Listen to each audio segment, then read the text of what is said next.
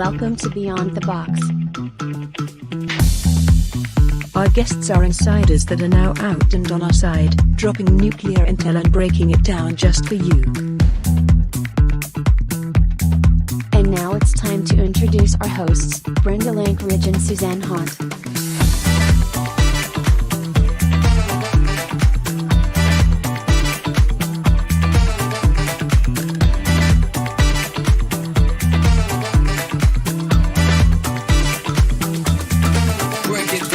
Join us and subscribe for weekly shows. Beyond the Box begins now. Let's jump in.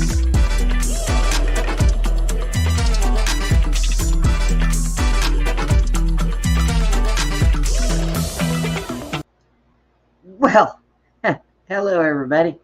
Welcome to our special daytime show that I didn't wake up an hour until I had to be here. Whoops. Late nights, early days really gets me. Right now I'm waiting to hear from Marc. I hope he's okay. I went through his ex this morning early, and he did these audios that were incredible. So I want to talk a little bit on that when he comes in. And so hopefully he will be here soon. First, let me start off in our prayer. Because boy, oh boy, I'll tell you, sometimes we really need it. So, Father, I ask that you put a big hedge of protection over the people on the show and people that watch the show. And I ask you, Father, for the strength to forgive our enemies, and pray that they will find their way back to you where they belong. And I ask this in Jesus' name. Amen. So let me bring out Andy over here. Andy! Hey. So how's your day been today? So far, so good. Well, that's good. Not busy. I hear you Had one squawking. potential bad call, but they didn't send the helicopter. Oh, It was another pediatric call. Man, them kids out there don't have a chance, do they? No. It was So, a 2-year-old. Denise says, hi, Andy. Andy said, try not to kick Woo off again today. Yeah, Denise, behave. I Stay had to away laugh. from the button. Denise. Yeah, I had to laugh. Don't be like Glenn and start pushing buttons. Yeah, I know, right? I had to laugh because I've done that before, Denise. It was hilarious. I was like, oops. Sorry. It was pretty funny. I messaged Marc. I don't know what's happening. Hopefully he hasn't gotten himself into any trouble. He didn't get on the wrong podcast, did he? No, he doesn't usually do that. I know, Denise. It was funny, Denise. It was funny. He laughed about it. I couldn't believe him. I can't believe you did that to me, Denise. I thought you were my Boo Bear. But, there is one thing I can say. People, y'all that watch our show, you got a good sense of humor. So, when something like that by accident happens, everybody takes it with the greatest salt. And Woo had a blast, so it gave him something to laugh at. But I know, Woo's great. I don't even know how we ran across him. I think he used to watch Rob, or he watches Rob's show, and Tommy was on there. And then he came over here to watch Tommy, and we just kind of adopted him. So it's great. And we got Steve with us. Hi, Steve. How's it going? I'm waiting for Marc. He's never been a no-show. I went through his ex this morning, and he had done an audio. And maybe Denise, might have been Grizzly Show, but he did an audio as a whistleblower and didn't show his face and didn't show the other person's face he was watching, and it was extremely interesting. It was about a lot of information outing certain people that had to do with January 6th and some other stuff. And I'm not sure even who he was talking to, because the person he was talking to was extremely quiet.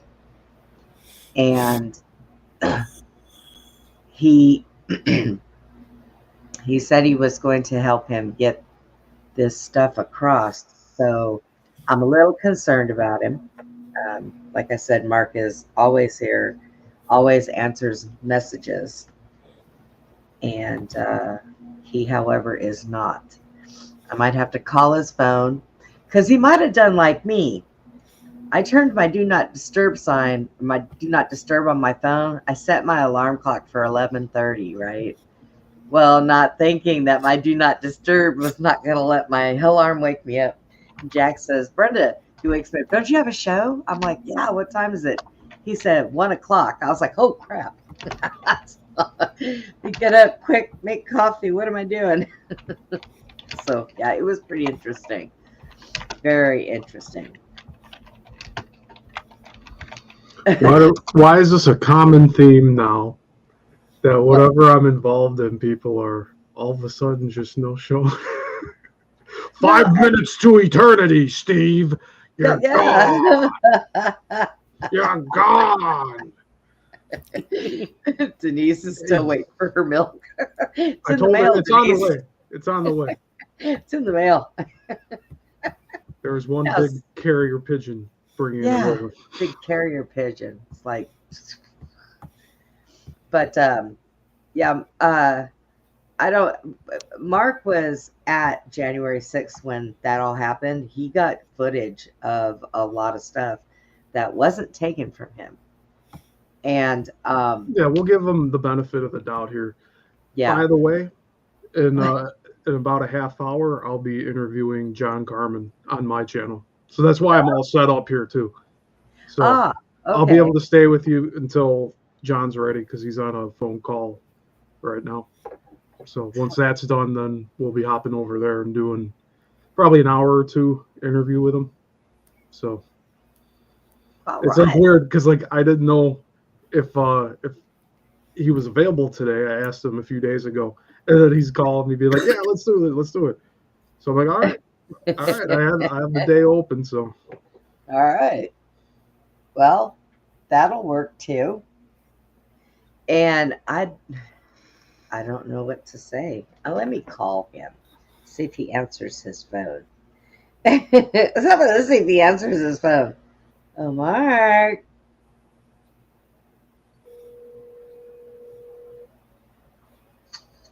Hey, Bree. What? Wait. I started the show. Where are you? What are you talking about? It's 4 o'clock, not 3 o'clock, right? All right, I'll come on. Oh, Here wait. Are you an hour in front of me or 2? I thought 2 was the difference. I think it's 1. Okay, come on. All right, come on. All right. Wow. This time difference things really kill us. It's okay with Brenda and I, because we're both in Central Time. It's just all these other states that are. We've got to get rid of daylight savings time and the time zones, because we're all living closer to each other than. You know, that's what I loved about living in Arizona. We didn't have a time change. It stayed the same time all the time. And so I think it should stay that way, honestly. It wasn't that one thing that Trump said, that he was going to get rid of the daylight savings thing. Yeah, that's moving the hour ahead and behind. Like. Yeah. So we'll get rid of that. And then, you know, y'all with different time zones need to get on the right track, apparently. There should be a universal time. Yeah. Nobody follows it. I know it's like somewhere out there, but it's like the general public doesn't follow that. It's like I say 8 o'clock. It's like 8 o'clock to someone else 2 hours later, 5 hours later. Well, I know that a lot of East Coast is an hour ahead of us here. Okay, so they're an hour ahead. But Mark said he that thought goes it was all the way 2 to Florida, though. Yeah. Like Florida's even an hour ahead. It's Yeah, kind of like messed the up. East Coast and down. Isn't it parts of Florida? I don't think the whole state of Florida. It's just parts of them. Yeah. So it's like gerrymandering districts. It's just all. It's like, okay, you people will be in this time zone, not for any particular reason, even if the sun's maybe 15 minutes behind or something. We're just gonna put you an hour ahead. Right. It's all so silly. He said, I thought, well, if I'd have known it was an hour later, I'd have had time to get ready faster. More time. Oh my goodness. I don't know why he thinks he's an hour. 2 hours. He thinks he's 2 hours. That's what it is. That's all good. We're giving him time to get booted up here and join the stream here. So Yes. We love Mark. Mark, he has so much information. Boy, I'm going to tell you, I was listening. I got so caught up in, and he made 3 parts to this audio. And I got so caught up into it. I started on 1, then I went to 2, and I'm listening to that one. Then I went to the 3rd one, and I'm like, well, look I have to go to bed.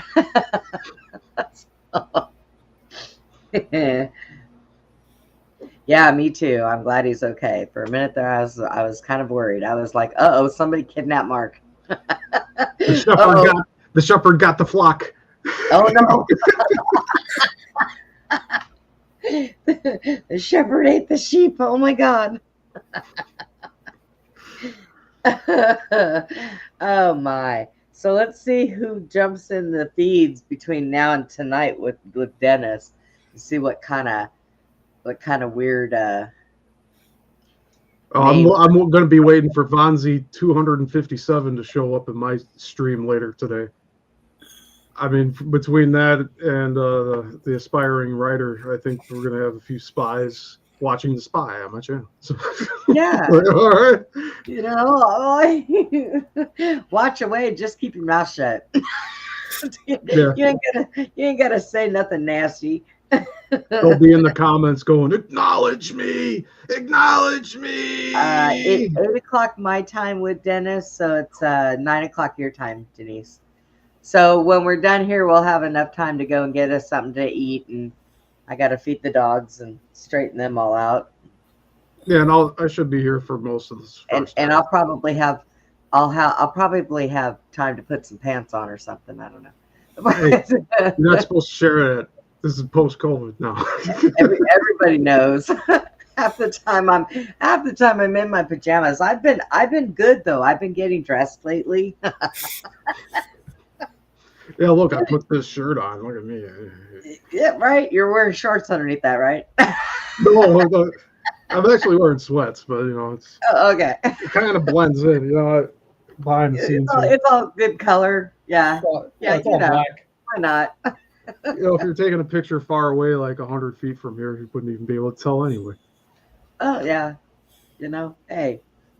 But see, my reasoning is like when we take our 5 minutes and I run to the bathroom, it's safer for me to not have pants on because I have snagged my pants hopping over there and tripped myself and fell. And so that's not a good thing. That's not a good thing for me. Can I do a quick promo for my show? Yeah, go. Awesome. So yeah, later, very soon today, because I'll be having to leave here to start that show. I'll be having John Carmen on my YouTube channel, Yissel Missile Productions, and you can just type Yissel Missile in on the search in YouTube, and you'll find it. This is the thumbnail I made for today. So, used a pretty cool picture of John, I think. Yeah. But I'll be having him on for about an hour or two. He said 2's the max, so I'm like, all right, that's cool with me. Yeah, he gets have a lot to talk about. He gets wore out. So, and He Mark, has a wealth of information though. Oh, So yes. it's going to be great listening to them talk. And then People when are going to Mark be gets learning here, stuff. right? And when Mark gets here, of course, he's got so much that he has put out lately. Like I said, I'm just like, he blows me away sometimes. And he's my politics guy, you know. If you want to know what's going on with politics and behind the scenes, Mark is usually the one to ask. So, yes. But, and he is coming. He's on his way. He's got to get himself set up. He thought he had an hour more. He answers the phone. What's up, Bree? Where are you? Thought it was 4, not 3. Okay, I'm coming. Oh, you're beeping. Yeah, what's happening? Sounds like someone's cardiac arrest. That's Andy's machine. Every now and then he zaps hell out of himself. No, the wind's blowing. We just got a call for wires down. Oh, geez. It's only like 15 degrees here with the wind. Oh, my God. 15 degrees? Oh, that's cold. That is good. What is it? I put my pants on. You put your pants on? You didn't have a choice. It's cold. 15 degrees. What do you expect? I didn't want no fanny frostbite. Yeah, Fanny frostbite. It's 26 degrees here. It says like wind chill. It's supposed to feel like 16 right now. Oh, my goodness. Well, here it is, 65 here. Partly sunny. You suck. Boo. Tomorrow night it'll be down. Now tomorrow night it'll be down to 25. So, yeah. Here we go. Here goes our cold spell. Jason says 23. Ooh, a bit nipply there, Jason. It's going to be in the 20s like all week for me over here. Is it? In a way, because when I lived in Ohio, we had weather like that, so it was good. All right, give me 1 second. Oh, you held your finger up. I was like, what happened? Wasn't me. I didn't do it. Please. Mark will be on his way here soon. We messed up the time, so Denise says it's 35 there. Well, I think Andy still has us beat at 15 during the day. That I kind of miss that cold weather, but I didn't miss all that snow. The regular temperature is 20. 20? Whoa. Yep, 28 degrees with a wind chill of 60. Damn. That's a lot of wind. 63 and windy. Oh, where are you at? Maddie, where are you at? Because it's 65 here in Texas. Are you in Texas?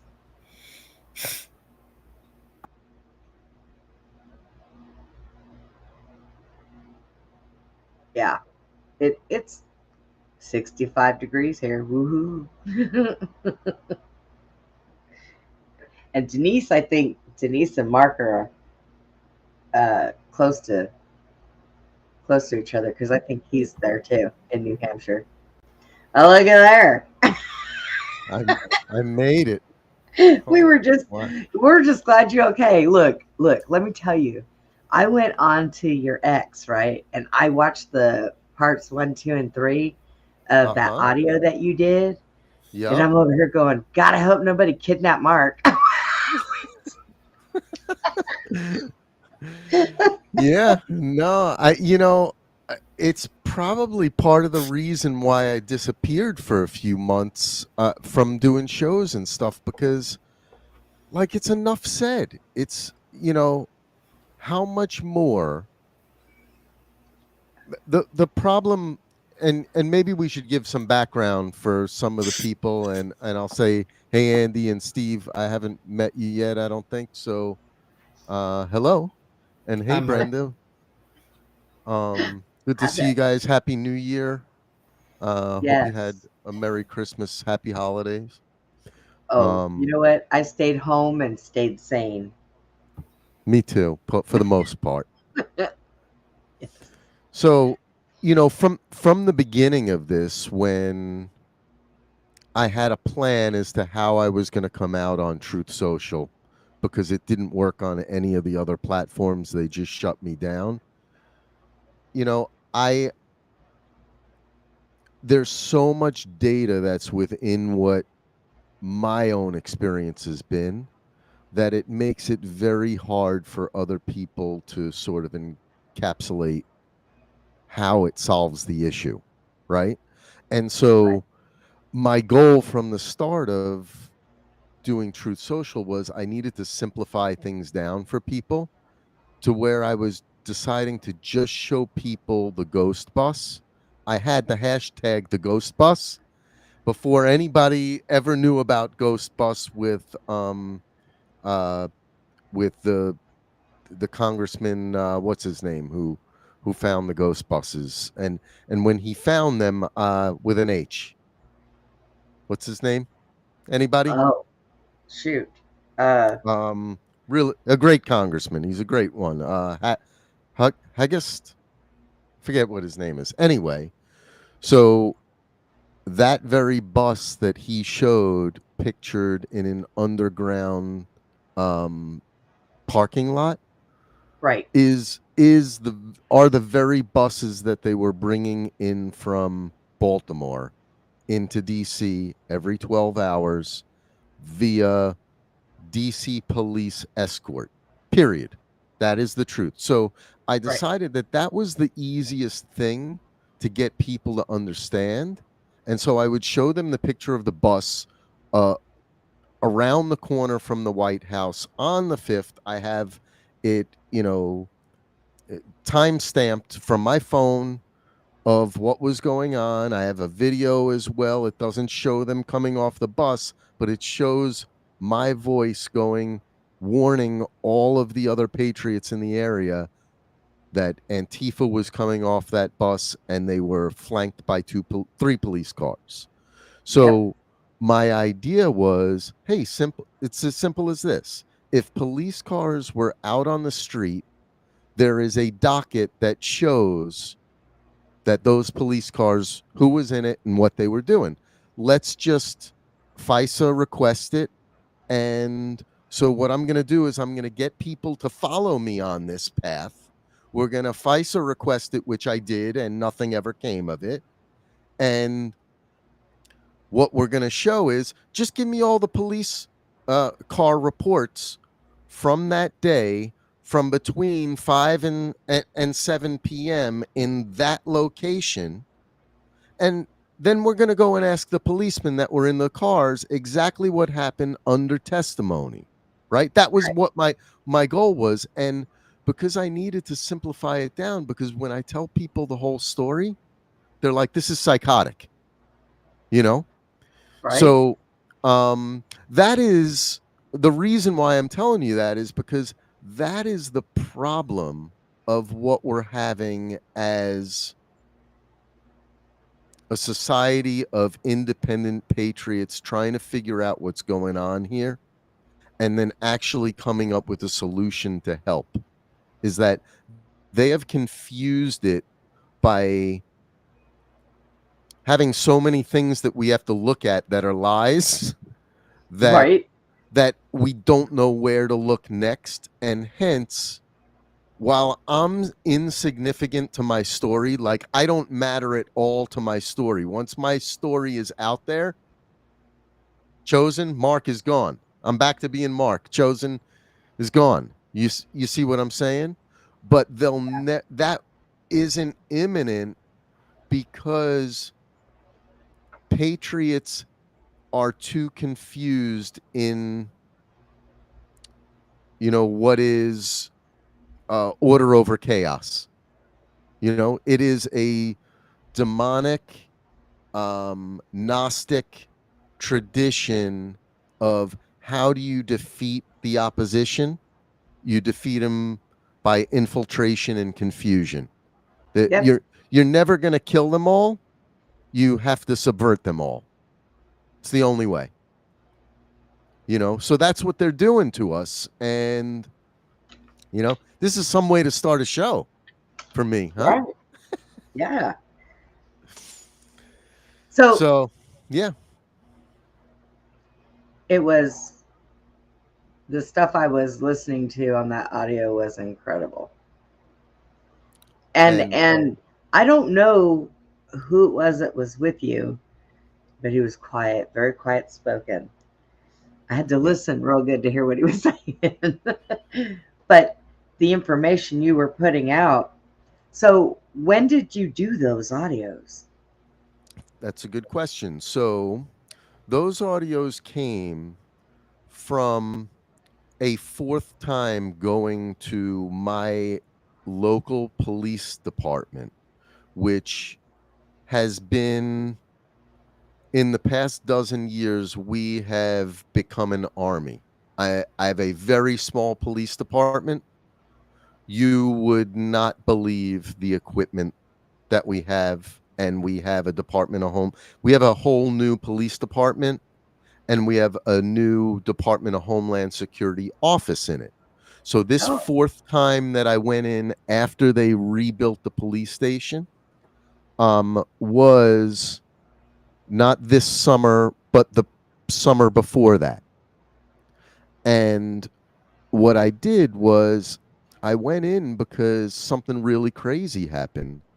Someone hit my daughter in her new car on my block. And it was really bizarre. Basically the old woman tried to say that my daughter was moving. She sort of tried to victimize her anyway. I wound up getting the video, and she was at a complete stop, proving it. And the police department didn't do the right thing even after the video was there. And so I went into that police department to refute what it was that they had on their thing. And there's video evidence that you gave to me. I don't know what you're talking about. Change the report, right? right. And this was my fourth time going in there. And two of the other previous times, which was about 9 months and about a year before that, I went in twice. And there's a very specific story around it. I should tell the first experience of going there. But both of those times, to keep things short, they listened to over an hour of a confession, just like you heard in those 3 parts. Right. And it was it was the second in charge the second time, and it was a detective the first time. They heard everything, recorded everything, and when I went in there and asked for the records on my daughter's accident so I could get out of the insurance thing, right? Yeah. They annoyed me, so I FOIA requested the information on the previous 2 visits. And guess what came back? Nothing. 15 seconds. Oh. I was in there stating nothing to them, no record of it, just that I was making a statement that if the FBI came to my house, if they came asking questions, that I wanted them to call me. That's basically what the FOIA request said, right? That's it. Wow.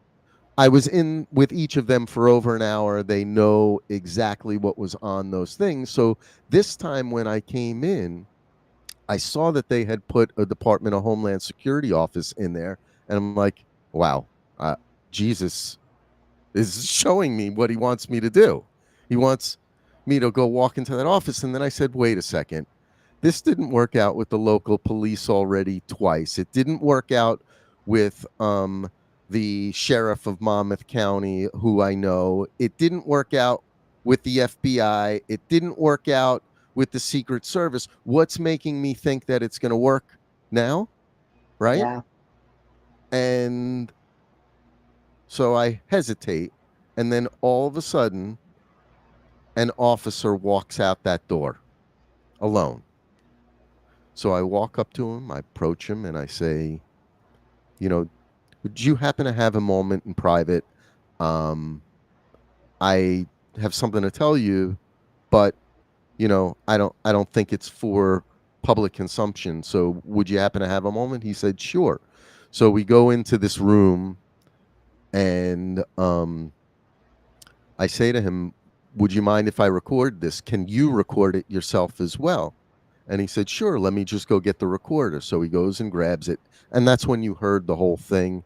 And I would encourage everybody to at least listen to part 3 of that, because it really just sends it home as to what's going on and how the police themselves are afraid to address this whole thing because they're in on it.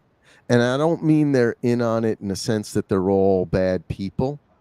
I mean that they're all in on the boys' clubs and protecting one another. So whether they're a Freemason, a Knights Templar, a Knights of Malta, they just go to the Elks Club, right? Yep. Whatever one that they're involved in is part of it. Every single one of them, whether they know it or not, they're involved in the scam because they're all honoring one another's relationship more than they're honoring their duty to America.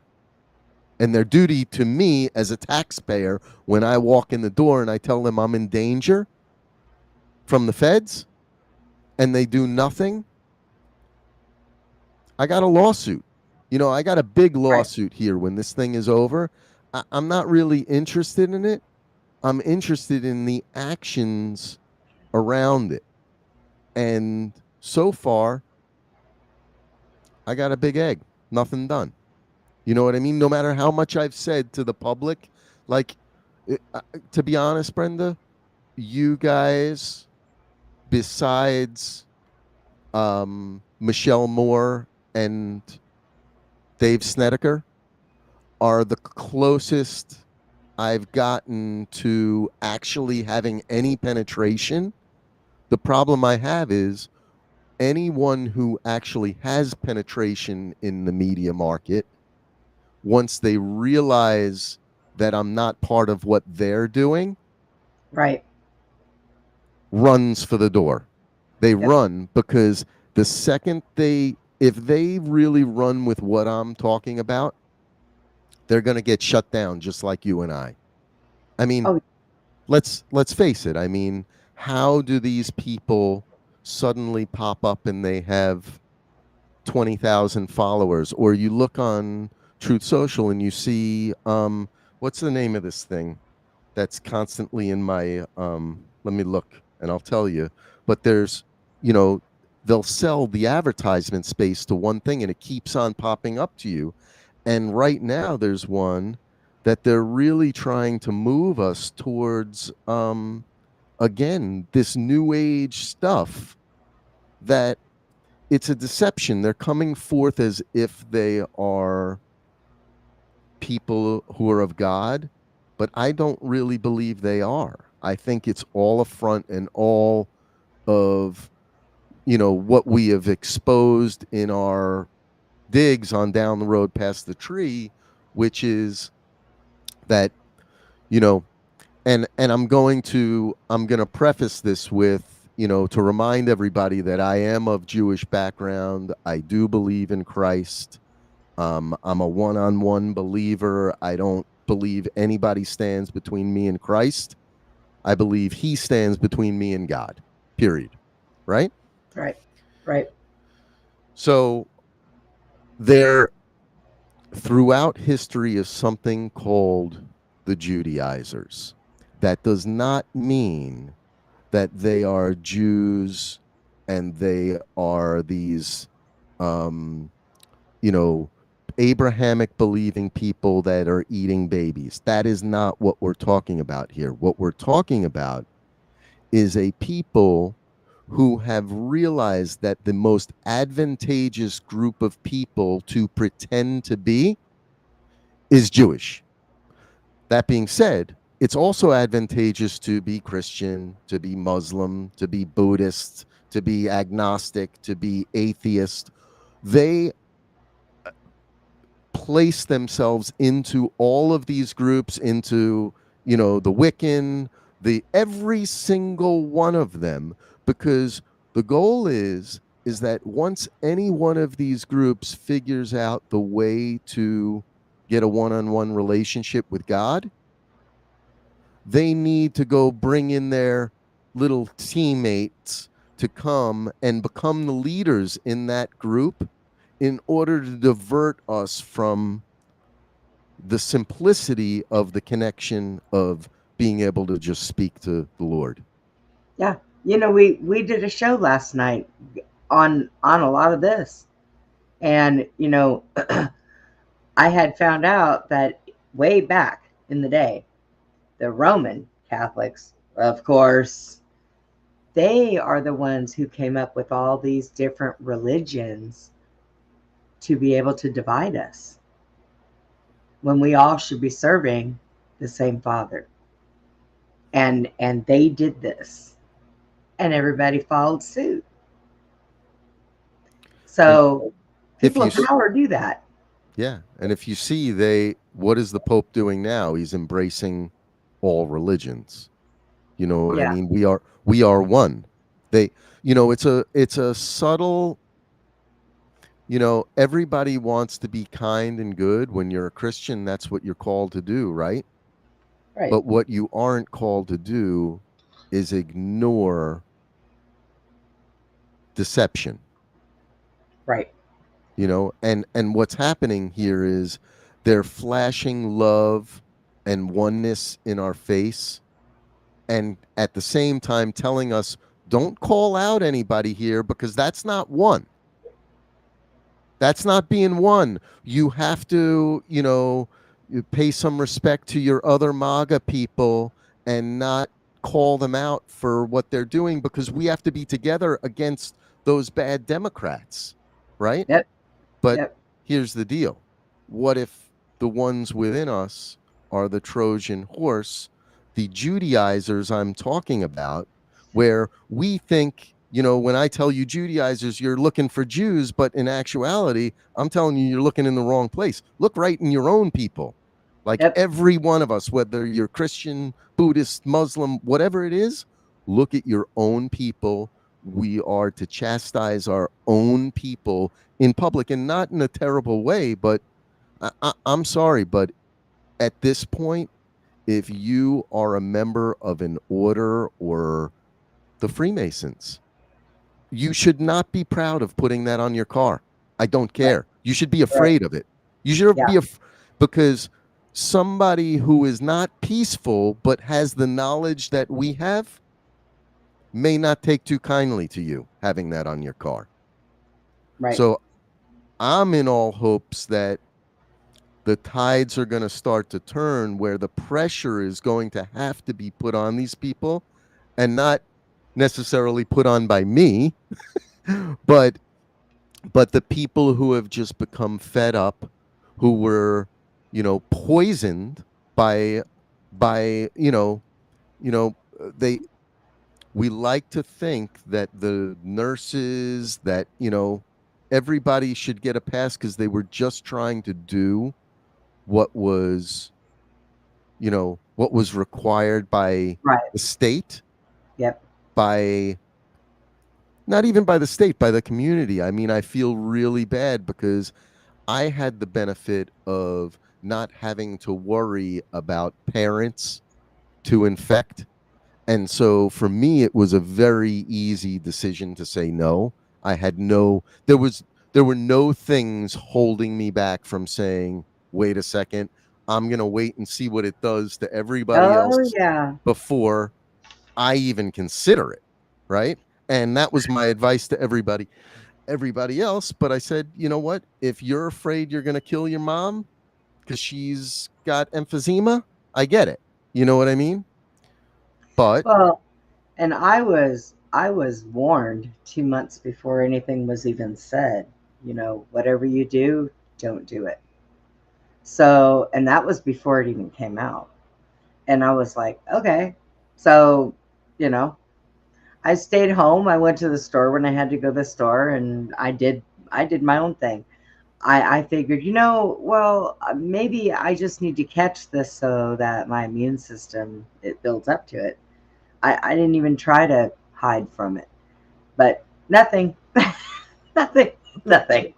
So And you aren't exactly healthy, right? You had yeah, reasons to yes, be scared, and you endured it. I was not afraid.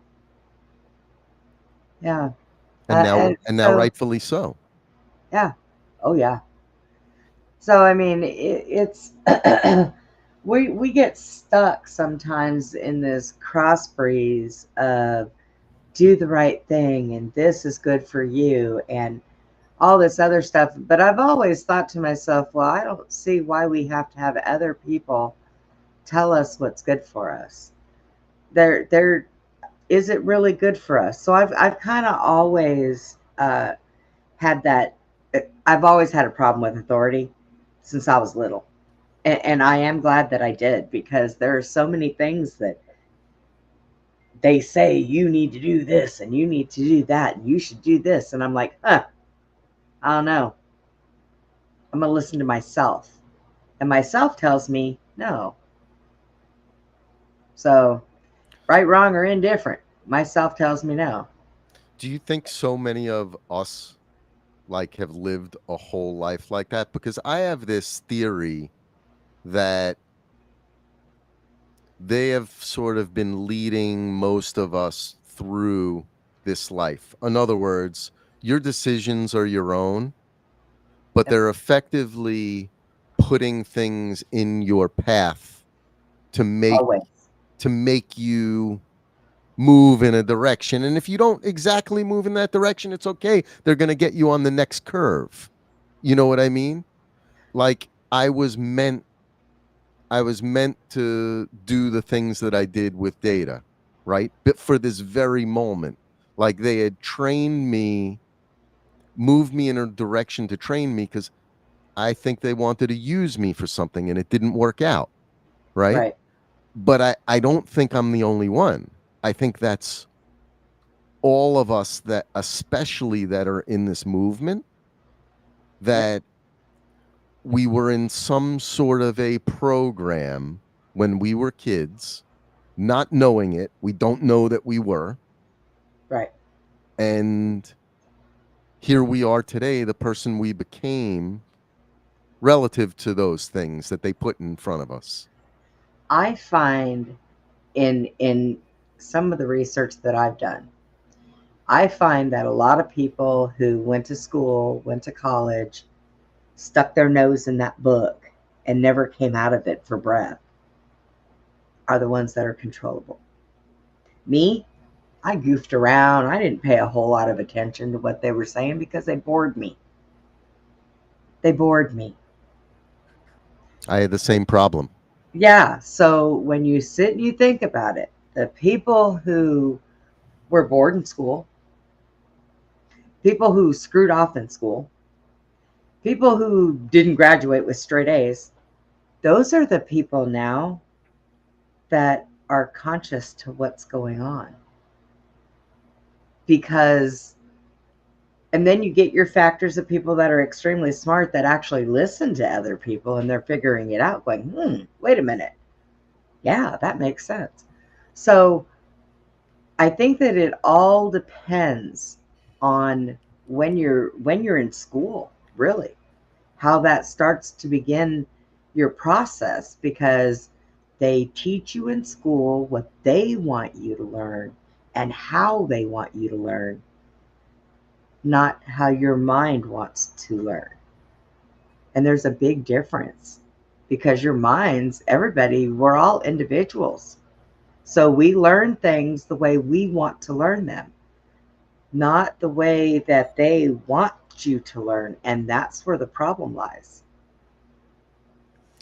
So I don't know if you remember, but I actually quit school after ninth grade, and I wound up graduating college before the rest of the people who I would have graduated high school with, right? But the reason why I think that happened was because they were doing testing on me, on other people, but a lot on me when I was in junior high school, when I was in like fifth, sixth, seventh, eighth grade, right. where I was doing these blotter tests often and intelligence tests and stuff like that. But then they wanted to put me on drugs and I rejected it. And over the course of those years, I thought I was going to be an entrepreneur, which I am today, but I wasn't for many, many years. And I wound up, thank you. I wound up quitting school after ninth grade because of all the pressure that they were putting on me for lack of performance and lack of paying attention. And it was, I think at the time, honestly, Brenda, we probably knew that they were telling us lies Yes, and I couldn't did. realize that it was lies, that we just didn't quite understand why it didn't feel right. Right. And so we, in particular, in social studies, was my worst subject. I did not pay attention, and it's my favorite subject. It's my favorite subject now, right? Yeah. It's all I study right now. But back then, I couldn't stand it. It was a straight D class for me. You know Yeah. what I mean? Yeah. And see, with me, they did a lot of that stuff, but I threw my own wrench in there because now I grew up in California. Okay. I'm sorry. Yeah, I know that. I say that all the time. I got out of there the minute I turned old enough to leave on my own, I left. But I found that in California, in our high school, we had a smoking section. But if you got pregnant, you couldn't go to school, where it's actually reversed now. You can't smoke anywhere. But when you go to school and you're pregnant, you have a baby, they have daycares, they have all this stuff now. Okay. So I had issues with family and certain things that I went through. So when I was 15, I ran away from home and I met my daughter's dad and I got pregnant, but I was still going to school. I didn't know I was pregnant until I was about 6 months. I was on swim team and I was standing there and my coach looked at me and he said, "Come here." So I went over there and he says, I'm going to touch your stomach. And I was like, okay. And the baby moved and he backed off and looked at me and I said, "It's just gas." And he said, "No, you're going to the nurse's office." And they called my mom, my grandma, and had them take me down to get a test done. And I was already 6 months pregnant, didn't know it. Wow. I was so tiny when I was little. When I was younger, I was so small. I had no idea. Still, huh? Yeah. And now, after that 6 months, I blew up like a freaking balloon. I don't even know what happened. Somebody put a hose in me and but so they kicked me out. And now I went ahead and went to an alternative school. I got my GED, did all that stuff. So, but by them kicking me out, I think they did me a favor. Because of what had gone on in my family, I was kind of groomed to the fact that I was going to do what they wanted. And I've always had a problem with authority, so it was really hard for them to do that. And I think it was my saving grace. I call myself stubborn, the black sheep, but I think it was my saving grace, really. And there was a higher power saying, "You know what, girl, you go be stubborn." So, so I did. So I have found that a lot of people that have not applied themselves the way that the system wanted them to are the ones that are awake, know what's going on, have paid attention. I've known since I was younger that our history was just bullcrap, bullcrap. You know, the things I was taught, I was like, nope, I don't think so. So, Have you have you guys been you mind if I steer the topic to this, because yeah, go it ahead. is the hottest thing that's out there right now Yeah, with this Vegas Tesla truck bomber and and the Sean other one. Ryan. Did you see the Sean Ryan show yesterday? No, I didn't. How about you, Andy? No? You should maybe pull it up and maybe we'll come to a part of it. But so here's the deal is that look at that. The sound just went, oh, that's Andy's.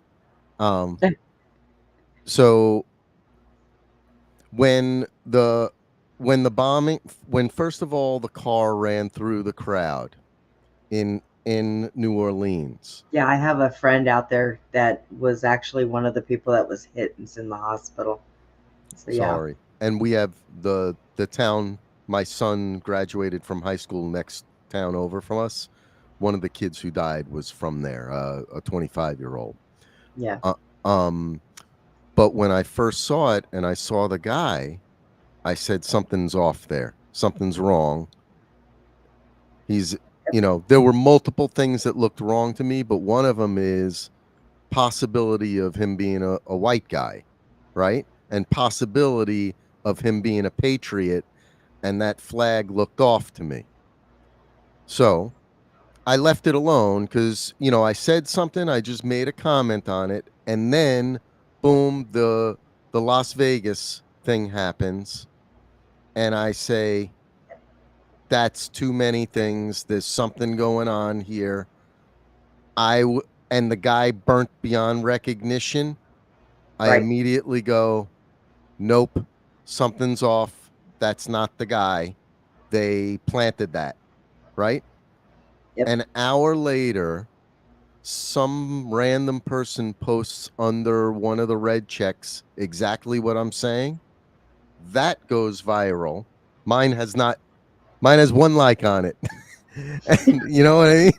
And then, but besides that, what winds up happening is Sean Ryan yesterday winds up coming out with, back on December 27th, him and this other Green Beret got sent an email from the guy who supposedly blew himself up in Las Vegas.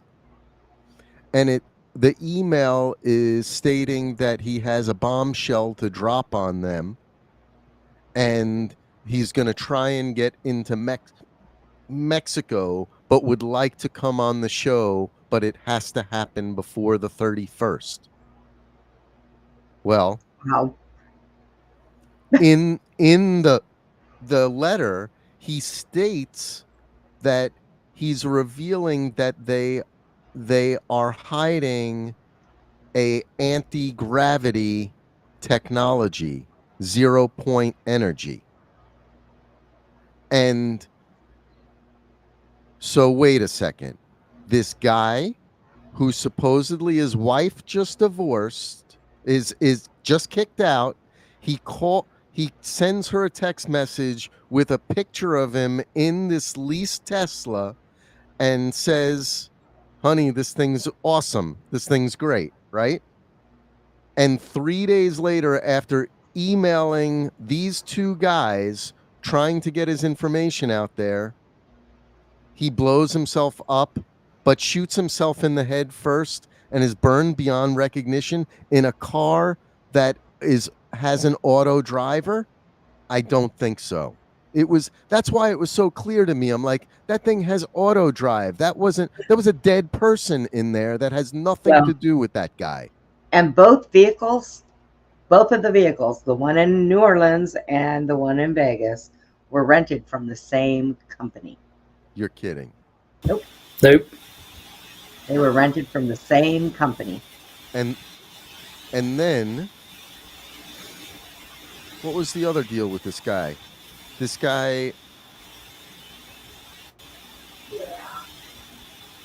was he was special operations, but for like PSYOP too. Yeah. Yep. And they're both from the same fort.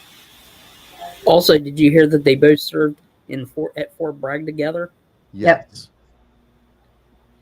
Yep. And there's a lot of other stuff that's seemingly coming out of Fort Bragg suddenly. So now this Sean Ryan guy did this show, but before he did the show, he went into hiding and then released the show.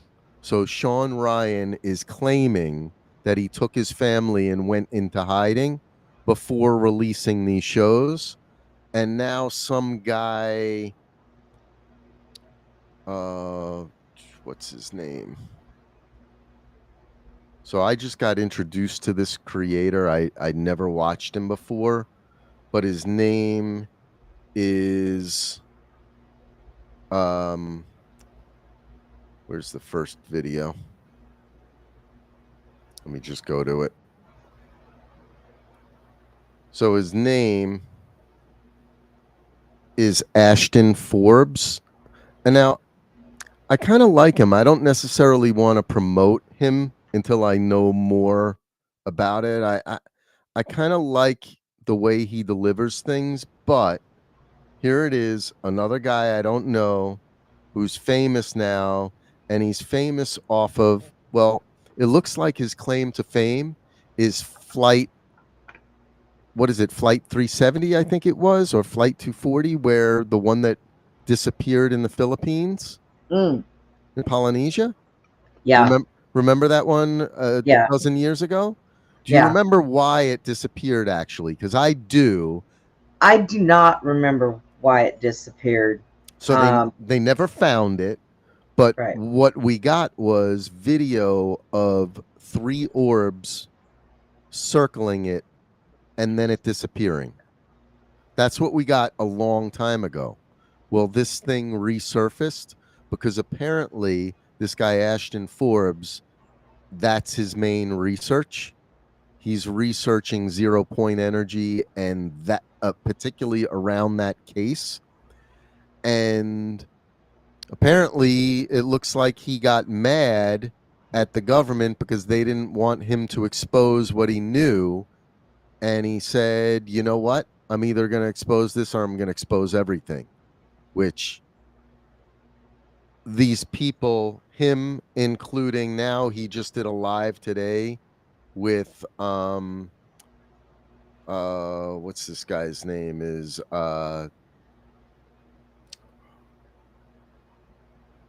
and I don't watch this guy, but apparently there's some, I kind of like the show.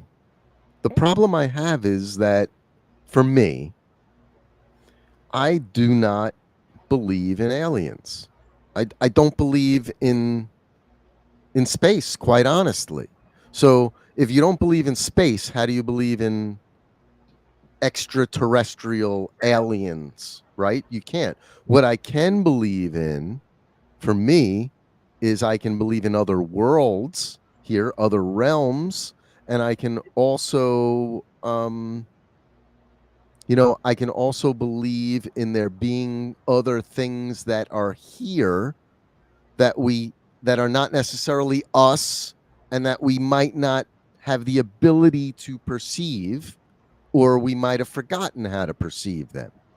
But so when people are coming like these people, and I'm not sure what they are, I haven't watched enough of them yet, but I see some concerning signs that I say, wait a second, where are all these people Sean himself coming from with all these tattoos. He's an army guy. All of the people who he's involved with are all tatted up with these symbols that we've been grown to be wearisome of now. Now, it Right. doesn't mean that they're bad people, right? But it's a signal to us. At one point in time, I mean, people can recover from that stuff. Yes. Okay, they can. And honestly, getting, because I've had tattoos that I've had to have covered over. So that can happen. Getting them removed, now they say they do it different, but when that first came out, getting tattoos removed, it left nasty scars on you. So people just didn't do it. Now, supposedly, they have a different way. But because they have the tattoos does not make them bad, because they could turn themselves around.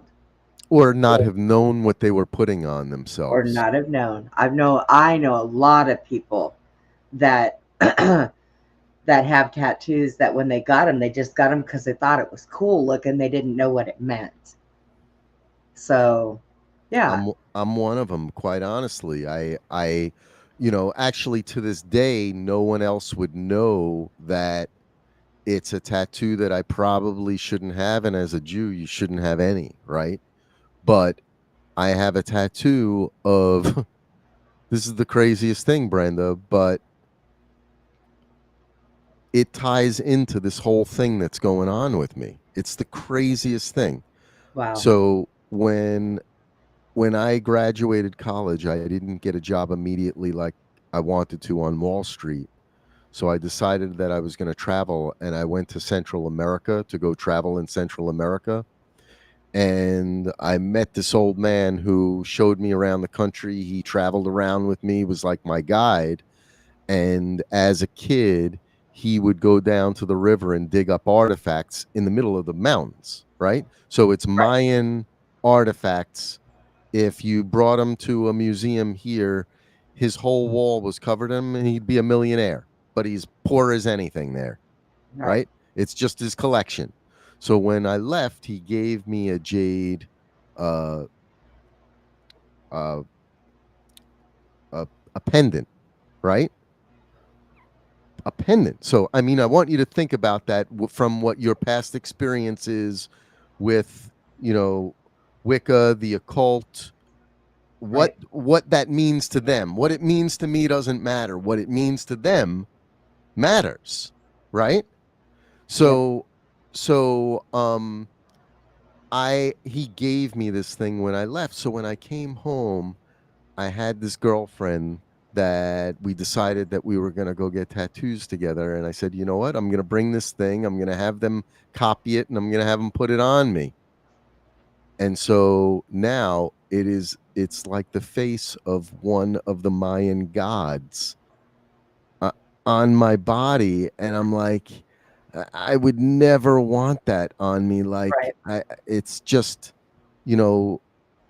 if it's meaningful to them, I don't want it on my body. You know what I mean? Yes.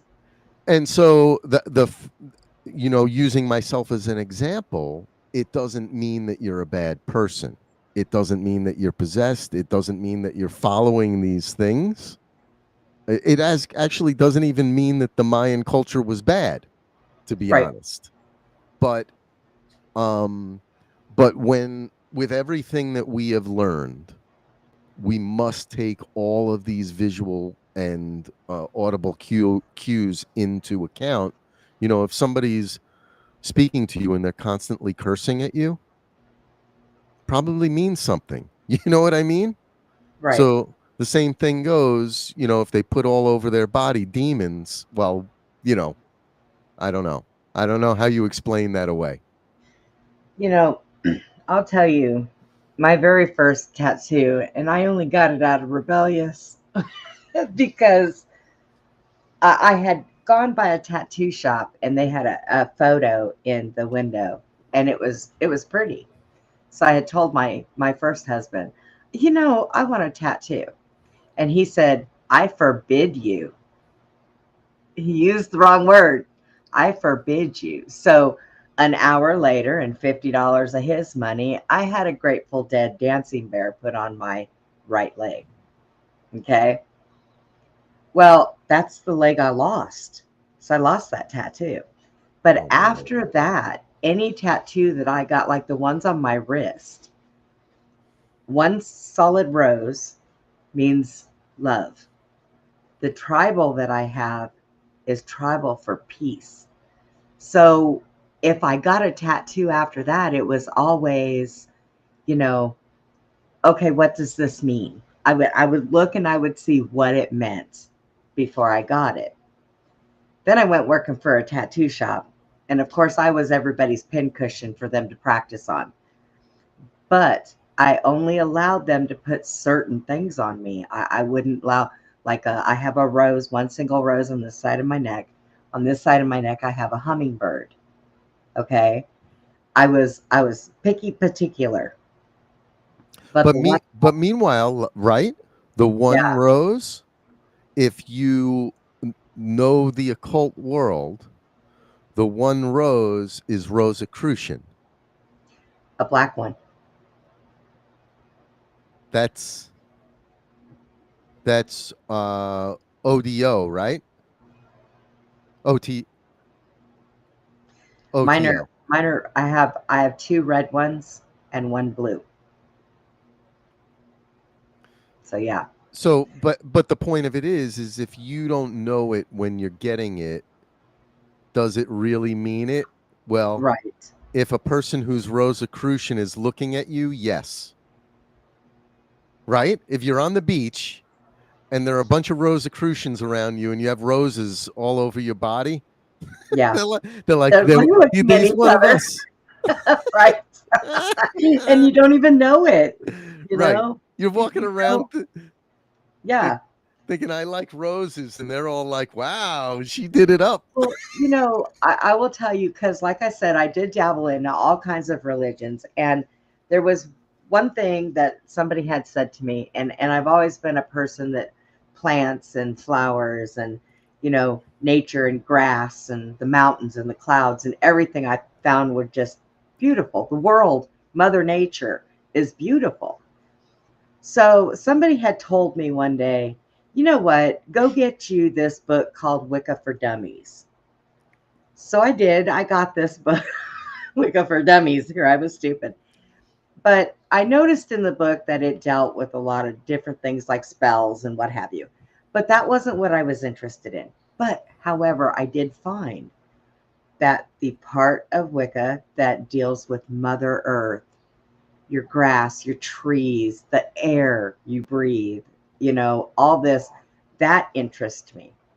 So at one particular point in time, I had a necklace that had the Wicca pendant, which, yes, if you turn it upside down, it is the Satan thing. But if it's not upside down, that's the Wicca one. And it was the pendant that had the circle around it. Okay. One day I'm in the store and I'm walking around doing stuff, and some guy comes up to me and says to me, I'm proud of you. And I'm like, for what? I'm shopping? He said, people would not wear that out in public. And it kind of set me back, and I was like, what? Why? What do you mean? So I had to go and I had to start researching it. And I found out that yes, that is, if people see that, they mistaken it for the Satan pendant, which is the goat's head. So Well, people will look at it like that. it's the problem is, Brenda, it's all subtleties. They are all infiltrated, every single one of them. I've been to 3 different churches since I became a Christian. They're all infiltrated, every Yes. single one of them. I mean, I still love them, but they're infiltrated. It's not unlike any other institution that's out there right now, and it's so absolutely frustrating because anyone who's not you two watching this show in our community, they're just not paying attention to it. Yes. Well, that's why I stopped going. Because, like I said last night, we did a show on this, and I had said, think about this. Jesus didn't preach in a church. He preached on the beach. He preached in the mountains. He preached in the forest, on the desert. He didn't go to a church to be able to talk about his Father. So I thought to myself, why am I going to these churches and I'm listening to what they're saying and I'm not getting this. I just am not. I'm not believing what they're saying. And what started it off for me was the Catholic religion. I thought going to church was a family thing. Okay. My grandparents used to say, come on, we're going to church with the family. It's great. But then they put they put us behind a glass on one side. They had the men all in the middle, and all the wives were on the other side behind glass. And I'm thinking, how is this family? We're all separated. Us kids can sit over here and screw off all we want, and then they can't hear us. But then you got the mothers over there knowing their kids are screwing off and can't do anything about it. And then the fathers are all worshipped in the center by themselves. There's no family there. And that turned me off to Catholic right away. No. It almost sounds like the Jewish Orthodox temples, that they do the same thing. Yes. So it's bizarre. Mm-hmm. I was going to say to you, I think we talked about this the last time I was on, but I'd like to take you back there because I think it encapsulates everything that's going on here in the birthing of America. In that, once we understand just how bad the deception is, right? Because it goes back further than America, but like so many of us in the movement, that's what our focus is. We're focused on the presidency, America, America first, So here's the thing. What if this whole thing isn't really about America and it's a distraction in order to get something else? And so if we're focused on what that other thing is that they're looking to get, then we're actually focusing on the right problem. And then all these other things sort of fall in line, right? With where humanity wants it to go. Because until you deal with the actual problem, it's nothing's going to change, right? So, I mean, I think for America, this should be clear what the absolute problem is, and that is the building of the third temple. Is that there are people that are religious that want the building of the third temple, whether they be Jews, Christians, or Muslims, for that fact. And I don't understand that, because if they knew actually what it really was for, they would not want it. Right. And then, conversely to that, we have the demon people, the Judaizers, who are actually sinning in order to bring that on faster. That is the goal of the Judaizer. He subvertly is doing child molestation and all these things and justifying it because it brings the ante faster. And so he is not, in his mind, disrespecting God because it's this dark to light balance thing that they have going on, right? So if we can, first of all, understand what they were doing, why they were doing it, and then instead of focusing on fixing America, we actually focus on breaking America. Well, I've always said that the only way anything can be fixed properly is it has to be shut down. It has to be shut down and broken. And, everybody talks about, oh, these things are horrible. People, we are in for one heck of a ride because it's going to get worse. And all I can say is keep your faith. Get close to Jesus, because it is going to get worse before it gets better. Our economy is going to fall. But think of it, it has to. Because all we're doing, if we try to fix it the way it is putting fresh paint over a turd. And that doesn't work. Replacing the old guard with the new guard. That's it. Yes. And it all has to come down. All of it. And all of it. Our governments have to be torn down. Everything. When I watched your video, I seen the layout map of DC. Mm-hmm. And I seen that and I was like, look at there. Look at there. The way the streets are designed, the way certain things are done, it's all Satanist. All of it. All of it. The streets are lined like the pentagram. The things we love the most are of Satan. Yes. They were built in his name. And we are deceived so much that we are, we come into New York Harbor and we praise the Statue of Liberty. And I know all about the Statue of Liberty. It is Sol Invictus. Yep. Because they took the face of the Statue of Liberty off of an old painting of a man's son that they called Satan. And ask yourself, look at that face. Do you really think that the Statue of Liberty is a woman? It's Rehoboth. So here's where I want to take you. So if you remember, the way in which I do my digs there are a number of components of it. Online, I first sort of look at things through Wiki to make all the connections, and then I go deep into further research, right? But what I came to was going to the Find a Grave and then making the connections through the families, looking at their tombstones and stuff like that. But what it wound up coming to was I wound up actually going to all the grave sites. So in doing so, I wound up finding some amazing things.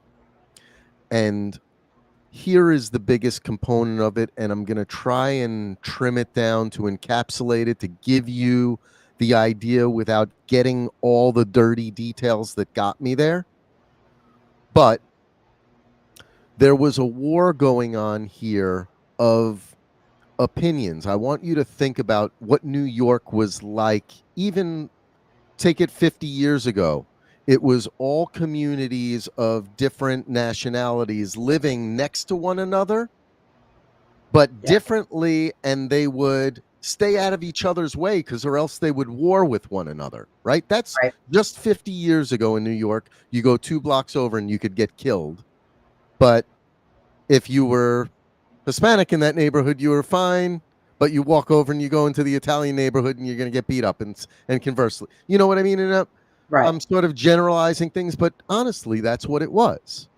Right. Well, you take that back to 1776, and what you had was different countries who were trying to take a piece of the New World, encouraging their people to come over, that they would give them land. And they were giving them the same pieces of land, so the people were fighting over it. Meanwhile, it was the Indians' land originally, right? So now you have people who have no rights to anything being told by some king over in France or in England, Portugal or Spain or Holland that you own the rights to this land. Well, Staten Island was Dutch and French. And over here in Monmouth County, there were some loyalists that live here, but it was, and I should have gotten to that, is the Dutch were the loyalists. They were loyal to the British throne. So Staten Island was loyal to the British throne, and the rebels were living over here in Monmouth County and all up the East Coast. The rebels funded the Battle of the Bulge and what's the name of the Plymouth? The battle of that other famous battle up there, right? So the rebels funded a raid on a ammo depot in upstate New York, stole the stuff in order to supply the funding for the war against the British up in Massachusetts, right? That was all funded by rebels down here. A guy by the name of Joshua Huddy, who he owned a pub over here, but he was one of the wealthy people and a captain. There were lots of captains who lived around here, and they were pirates. They were literal pirates, right? So Huddy was a pirate, and he was also a funder of the rebel groups. And what wound up happening is George Washington came through New Jersey and through New York and fought the whole battles here. But in the end, it was a negotiation with the King of England in order to reprieve us from the grips of them, have our own country. And that over the next 15 years, we developed into a country, right? It didn't happen in 1776. It took another dozen years to happen. Right. So in that dozen years, what happened after that deal? George Washington made the deal. The loyalists from Staten Island crossed over into New Jersey, captured Huddy, brought him to Atlantic Highlands, and hung him. After the deal was made, and the local rebels here demanded that George Washington get the person who did this and bring him to justice. So George Washington, and I believe it was either Thomas Jefferson or Hamilton, negotiated that up at a Freemason lodge in northern New Jersey.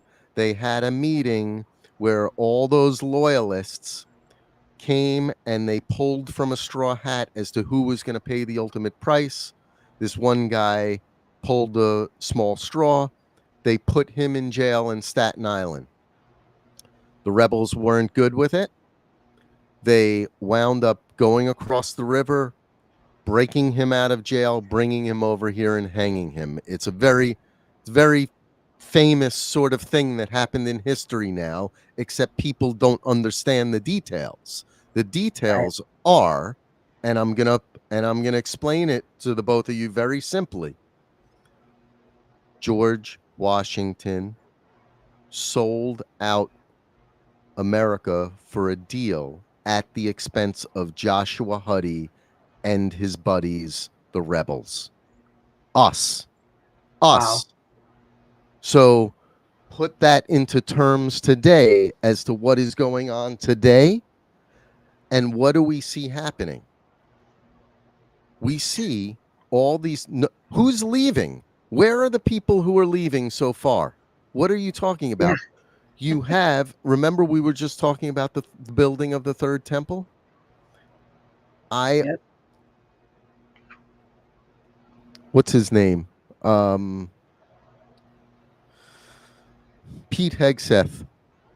I've always been a fan. He's actually from my town here in New Jersey when he was married, when he was living here before he moved. And I always liked him when he was on Fox. Here's the deal.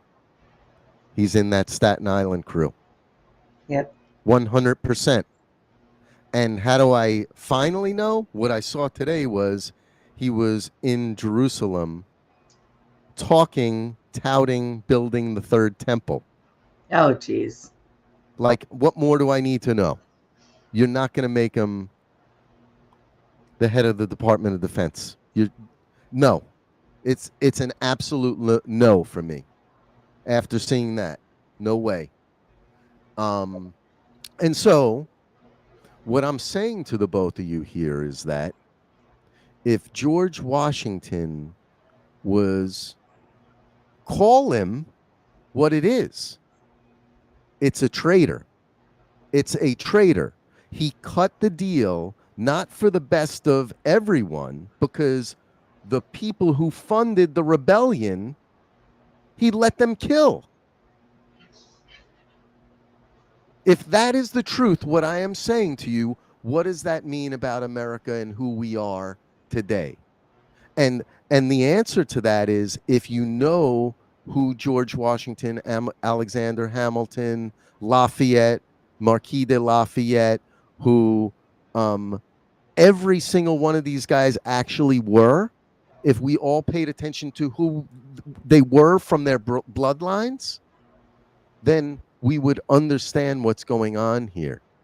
They sold out for their bloodline over their brothers, who were the real warriors, and took the top position and made the story. History is written by the winner, George Washington. Right. So now, while I love George Washington my whole life,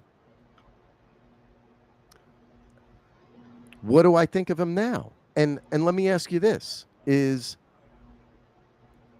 does war end where one side gets completely decimated? Nobody left thinking that way exists? It doesn't happen. So the other question is did he have no choice? So am I being too harsh? Right? And in some aspects, sometimes they don't have a lot of choice. Like right now. Yeah. Did he have a choice with the Speaker of the House? If he didn't seat the Speaker of the House, he wasn't getting in on January 20th. Right? It at least would have been delayed. So here we are again, where despite the fact that we have a mandate, we have a guy who's still under the control wing of the cabal. He can't do it. He at this moment, he is still incapable. That may change on January 21st, but at this moment, he's still absolutely incapable of doing it. He's actually putting in the people again who are going to take us for another ride. And I'm a huge supporter. Yeah. I was going to ask you about that because I hadn't really talked to you much since the election. And I was going to ask you about, what do you think about the picks? About the picks? I can't stand them. I think they're awful. I think there's maybe one that I like, and I'm not even sure about it, is Kash Patel, because I think he could do a lot of damage. And the only reason why I really trust Kash is because he put up the National Archives. Why would he have done that? Right. And I could not have done what I've done on the research side of things without finding those National Archives. Right. I mean, I'll tell you where the first thing that it brought me was Cook's diary, Captain Cook's diary, and that's what broke Flat Earth. So, or Globe Earth. I think that Cash is, I think that he can do a lot of good. I think that he's knowledgeable in what needs to be done. And I still keep thinking to myself now, I know that in the first term of Trump, there was people that were in there that didn't need to be there. But however, he kept them there for a reason. When he does things, he does them for a reason. And I think that reason was to get more information on the stuff that he needed. That keep your friends close, but keep your enemies closer. And I think that in some aspects, he's doing the same thing. For a good reason. And I think that is going to be replaced. But I think that Cash he should probably keep. Because Cash is getting into some stuff now. And when you start coming out with things and you have to keep moving around so that you don't get snagged, that's a good indication that he's right. So it's, I think that, like I said, I think that we are in for a bumpy ride, but it's a bumpy ride that is going to be for the good. Now, will I still be around when that happens? I don't know. Okay, I don't. But if it's going towards the better to change the things, I have heard Trump say numerous times, we have to stop history from repeating itself. And he's correct.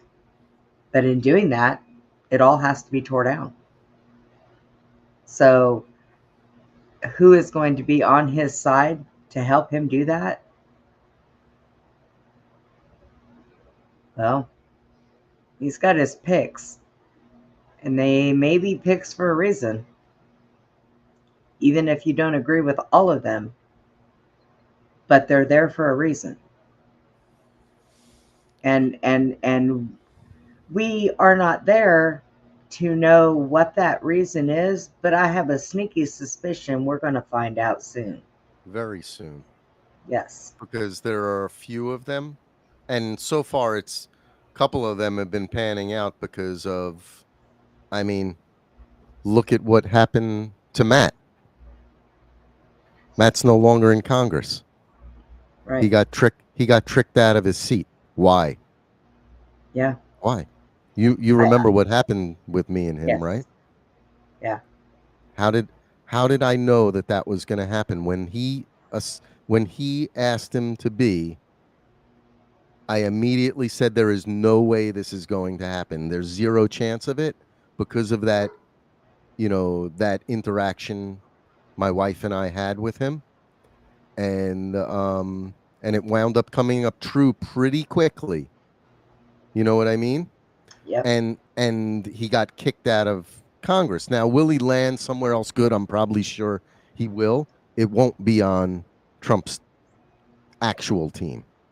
It'll be somewhere within it, helping out, I'm sure, because he can be good, right? He can be a useful asset, but I think I think Trump knows exactly what happened at that gala. Yeah. And Denise said that too, that she thinks Trump knows more than anyone thinks he does, and you are absolutely correct. Trump didn't fall into this stuff in 2016. Trump has known about a lot of this for a long, long time. And I really believe that Trump has worked with people behind the scenes on all of this, and that's how he sprung up. Because at one point he was a Democrat, and they accepted him. Hillary and all them, he was a big man with lots of money. And they thought he was on their side. And they were all for it. But all that did was gain him the knowledge that he needed. And that's why they're always going after him, because he knows what they do. He knows what they have done. And I'm going to just say the man has got balls of steel, because he's been taking them on, and he's put up with a lot. I don't know any man who has got that much money, multi-billions of dollars, who lives a plush life, would stake all of that to fight for this country. So he knows a lot more, and he's got a lot more backing than people think. Right now, there are people that are worried that they're going to take him out. Well, I got news for you. Right now, I'm lucky his wife doesn't get patted down and strip searched before she goes in a room with him.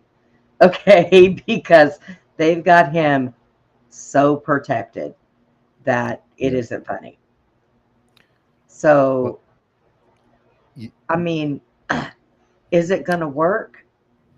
We can only hope that that's what we can go for. If he does everything that he can and it doesn't work, well, he gave it his all. But the man knows a lot, and the man's smarter than people give him credit for. He really is. He's not stupid. Are there many of him? Well, Mark will tell you there's a few. There's a Yep. few. But do you blame him? I mean, look at this. Look at what they've done. Look, I mean, but that's why they go after him, because he didn't fall into their clique. And he wanted to do something for the better. And they don't like that. They don't like that. Can we talk about two of the people who I find unusual in his picks, and I'll tell you why, and it's going to bug you out, one of them. Okay. Or both of them might bug you out, actually. So first I'll go for Howard Lutnick. So Howard Lutnick is Secretary of Commerce, right? Right. And this is a guy, and I'm going to be extremely nice about this. I said it once before in another show. I'm not sure if it was with you, but who was one of 7 people to not show up at Cantor Fitzgerald that day.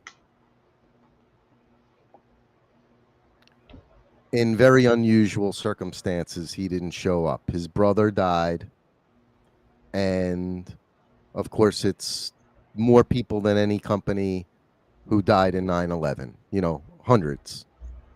And in the week that we went back to work, we were all going through Staten Island because there was no more tunnel to go through. So we would have to go all the way around from Brooklyn to get to work once they opened back up the stock market. So we were all driving in cars. And I'll just say that in the days after, I saw him driving with 3 buddies in a car next to me, laughing, jovial, like party time. Now, does that mean anything within itself? No.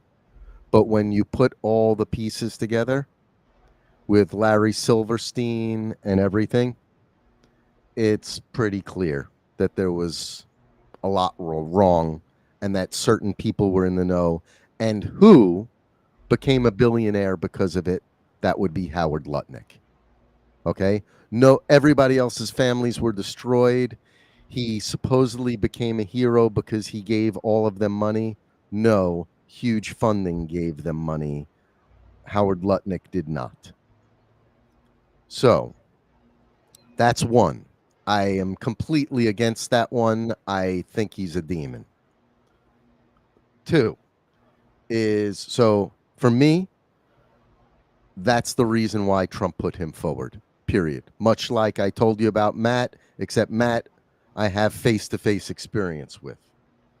Then the next one, which is going to blow your mind, is Charles Kushner.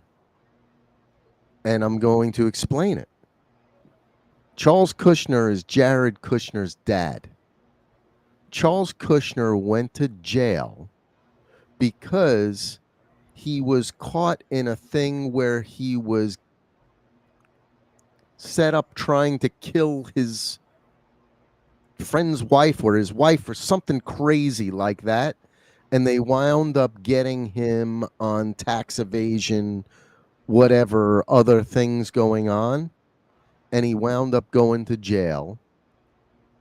And when he went to jail, it was a whole big deal because he was a big real estate guy in New Jersey.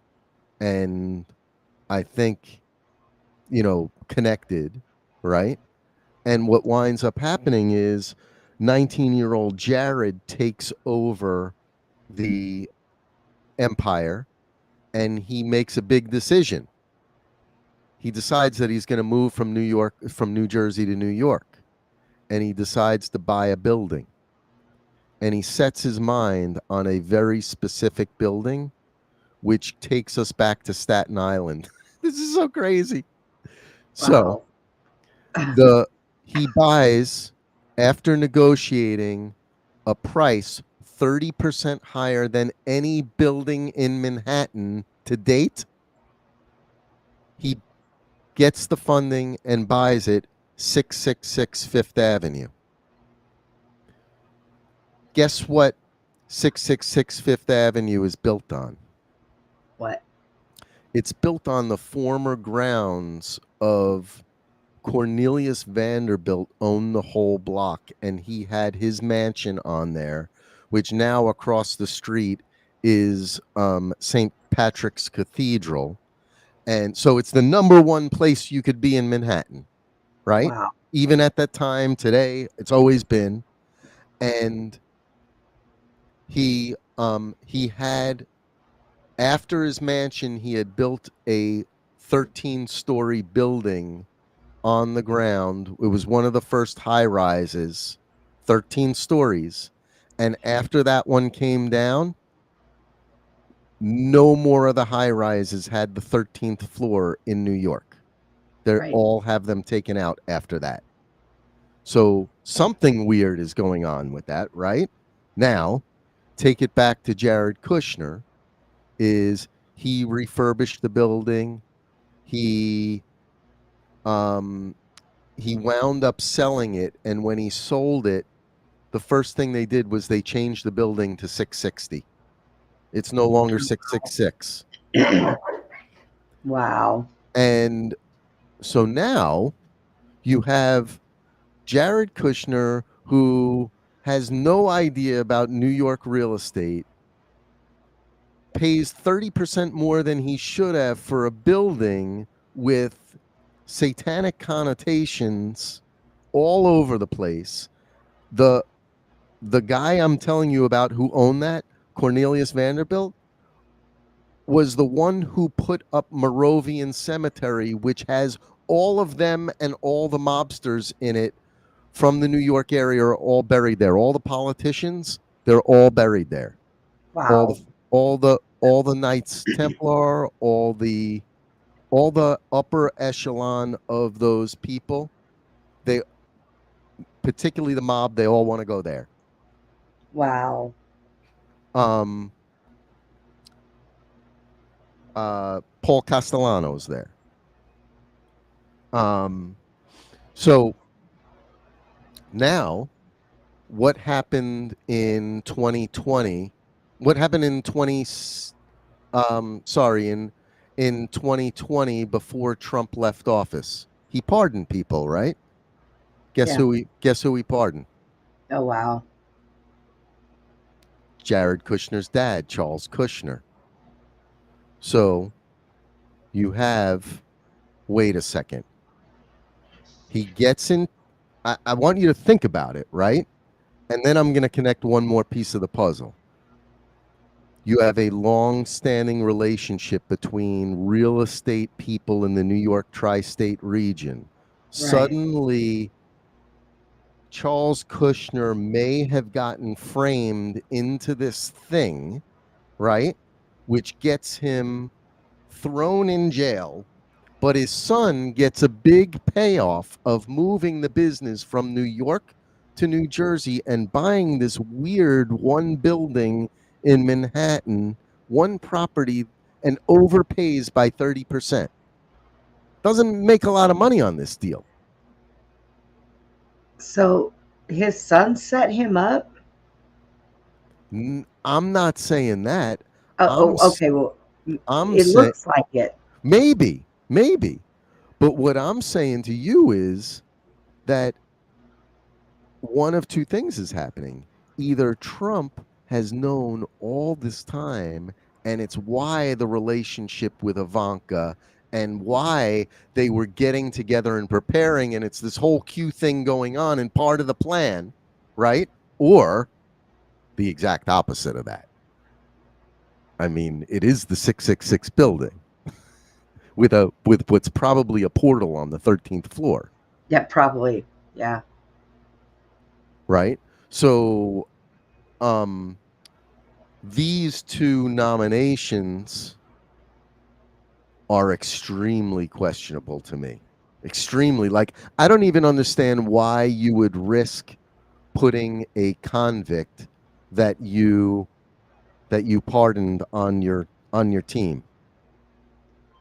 Right? That, like, just just, you know, you don't want to piss off the Democrats when you're coming in, just a regular Democrat, right? Here you are, you're taking one of your convicts that you pardoned and you're making him one of the big guys in your team. How does that make sense? Oh, sounds like he wants to piss them off. Yeah, maybe. But I mean, do you blame him? no, Look but at all this shit. but if the goal, if the reason why we didn't blow them all up in 2016 and send Hillary to jail then was because we needed more people to wake up and come to our side, then Yep. that's not even a valid argument, right? But that he wants to make them mad, because he obviously doesn't. He stopped his rhetoric of "you're all idiots." You know what I mean? And now he's just being he's been, since the summer, since getting shot, he's been much more presidential, if you notice. Yeah. You know, he doesn't go on and rant on people individually anymore. He doesn't attack individuals. He attacks ideas. Right? So Yeah. does it make sense to us that he would hire Charles Kushner to piss people off? I don't know. It more makes sense that he's outing the Kushners, or he's Right. or he's not, and he's actually putting all these freaking demon people in place, which would be horrid. I don't know that man's mind the way he works. It bonkers me, but there's always usually a good outcome of it. So I just, well, you just threw me on the fence. There's a good there's a good outcome. 200 million people took a jab that was never tested. Oh God. Like no matter what we say about it, like you know, I have been so far up Trump's butt, right, this whole time, that it's, you know, it's, we are not doing ourselves justice if we don't actually look at it with reality and say, hey, wait a second, is it really a better outcome? And it's not over yet, so we don't know, because if they avoided World War III and like neighbors killing neighbors, then it was a better outcome, right? And that was the deal. Those people lost their lives because the deal was cut, right? The Right. deal was cut that we were going to go through the jab, but most of the people were going to get a placebo, and then everything would unravel and we'd let everybody know what's going. You see what I'm saying? Yes. So that's almost like the best we can hope for. Yeah. At this, like I said, at this point, I wait for an alien invasion. I want the mothership. I'm going to be out there with my thumb out. Please get me off of this rock. Okay. I'm gonna see if I can handle negotiations. All right. Let me negotiate here. Yep, you can have them all. Yeah. You know, and Susie and I, we had figured out that, you know, I got to reading between the Ethiopian Bible and the Geneva Bible and the Book of Enoch, and her and I were figuring this stuff out, and we really think that the rapture is not what we think it is, because we were meant to inherit this earth. Okay, so we think that all of these crooked bad people are the ones that are leaving. They're the ones going.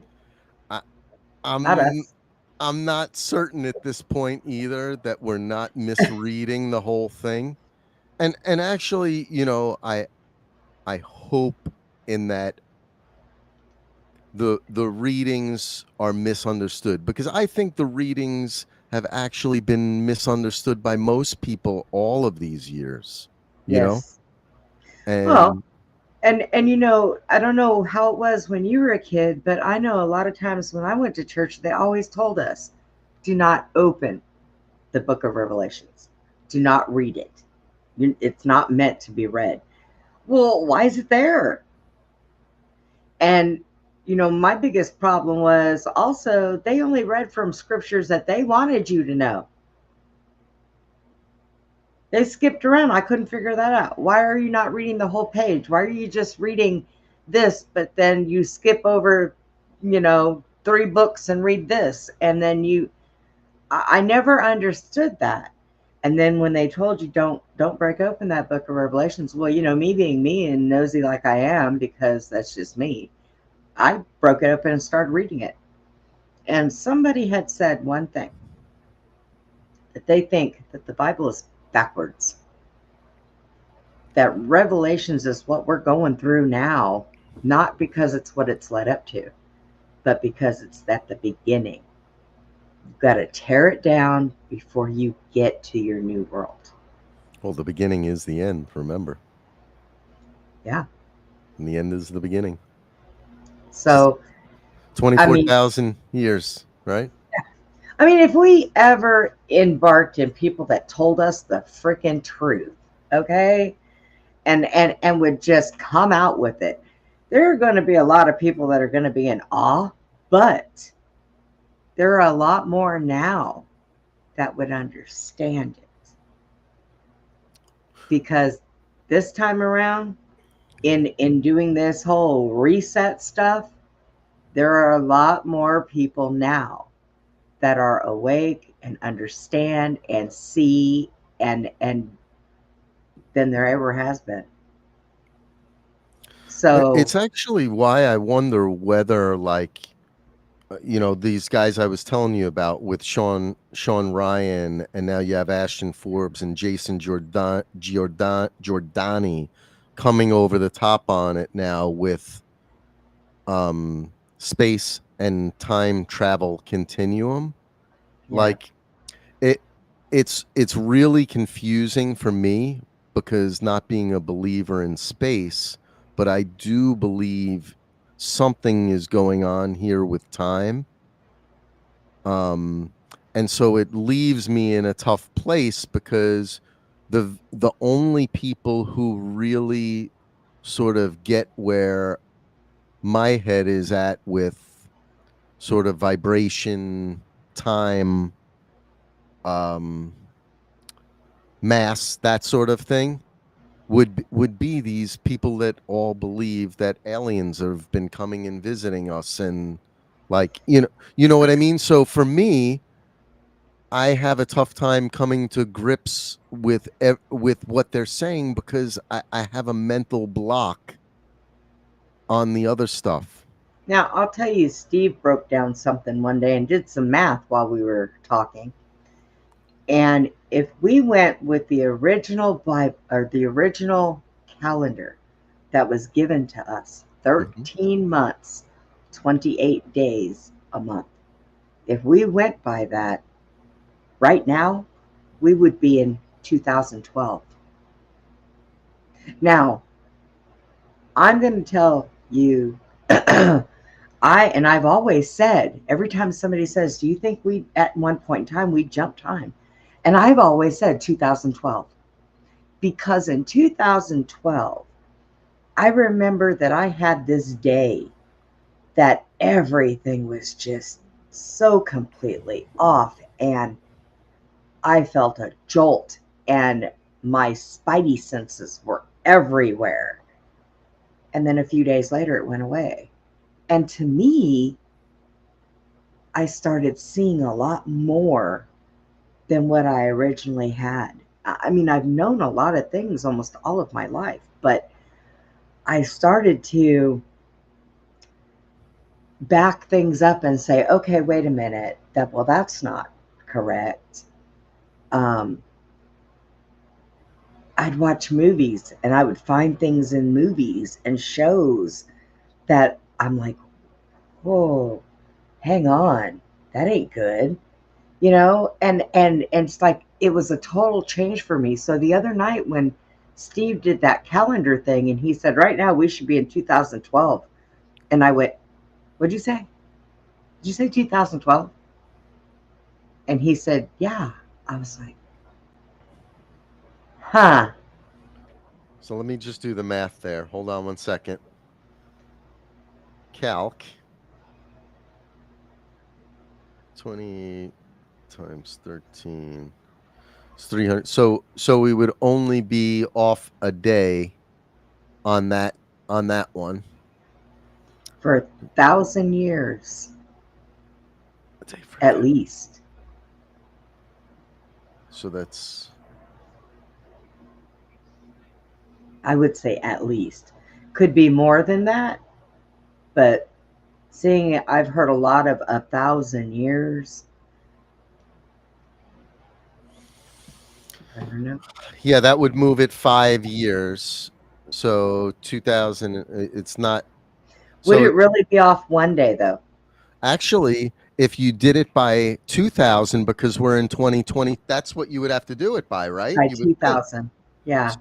So that works out because Yeah. now the math is, hold on, calc, where did it go? So I just double what I just did, and I was at 5.47, so that brings us to 11. That's 11 years. 2025 minus 11 is 2014. It's close. It's Yeah. close. So I mean, and remember, it's 22,000 years, right? Yeah. Oh wait, no. Oh my God. No, you know why it is? It's 23,000 years from Julius Caesar. Yeah. Change in the calendar. So Yes. 2.1 times 2.15. 12 years.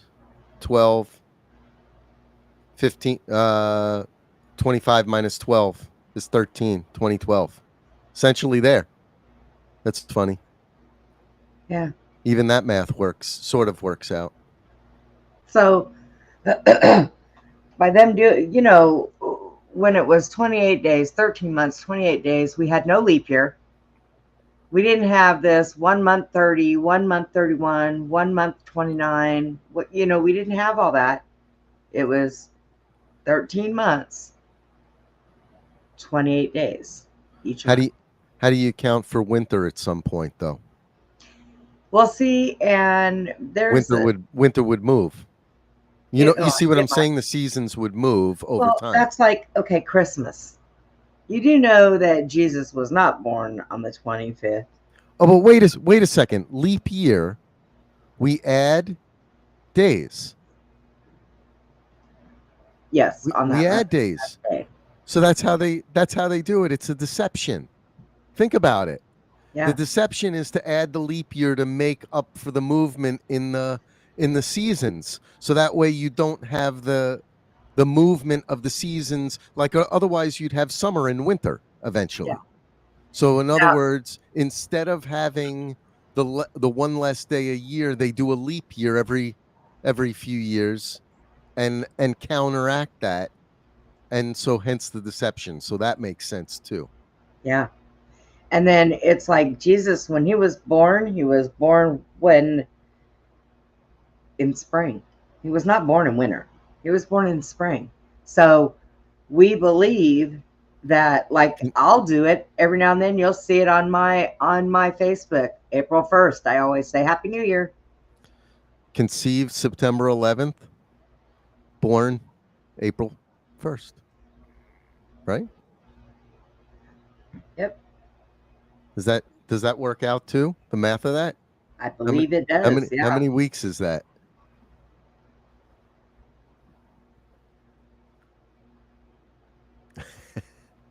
Now we're going looking. So that's 8 months. So you figure in the days, so it would be about 9 months. So yeah, that's about right. 7. Yeah. Amazing. 9, 10, 11, 12, 13, 14, 15, 16, 17, 18, 19, 20, 21. Oh, I messed up. Hold on. I'm going to actually count them. Hold on. Okay. All right. September 11th, 1, 2, 3, 4, 5, 6, 7, 8, 9, 10, 11, 12, 13, 14, 15, 16, 17, 18, 19, 20, 21, 22, 23, 24, 25, 26, 27, 28, 29. That's 29 weeks till April 1st. That doesn't work, right? How many? What about many- March 1st? No, that doesn't work. How many weeks? 40 weeks is a pregnancy, right? Yeah, 9 months. Usually, I mean, you can have them early. I No, mean, I but know people that have just had their children at 8 months. it's not. Yeah, it's 40 weeks. Yeah, so that's off. We didn't get it, but it was a good try. It's close enough, though. We do know he wasn't born in the winter because when they were out with the sheep, you don't go out with the sheep in the wintertime. And who was there? He was born in like this half-witted thing that was open. There's no way that they laid a baby not covered in anything in the middle of winter. And when have you ever heard of a lamb being born in the winter? Right, exactly. Doesn't happen. Nope, the spring. So anywhere between April and March, in between this time, whenever they consider the first day of spring, which I don't go by what our geologists say because they're all screwed up anyways. But so your first day of spring would have been when he was born. I know that it is not. I know that it's not the 25th of December. I know that for a fact. Unless they changed the times and December was actually not winter.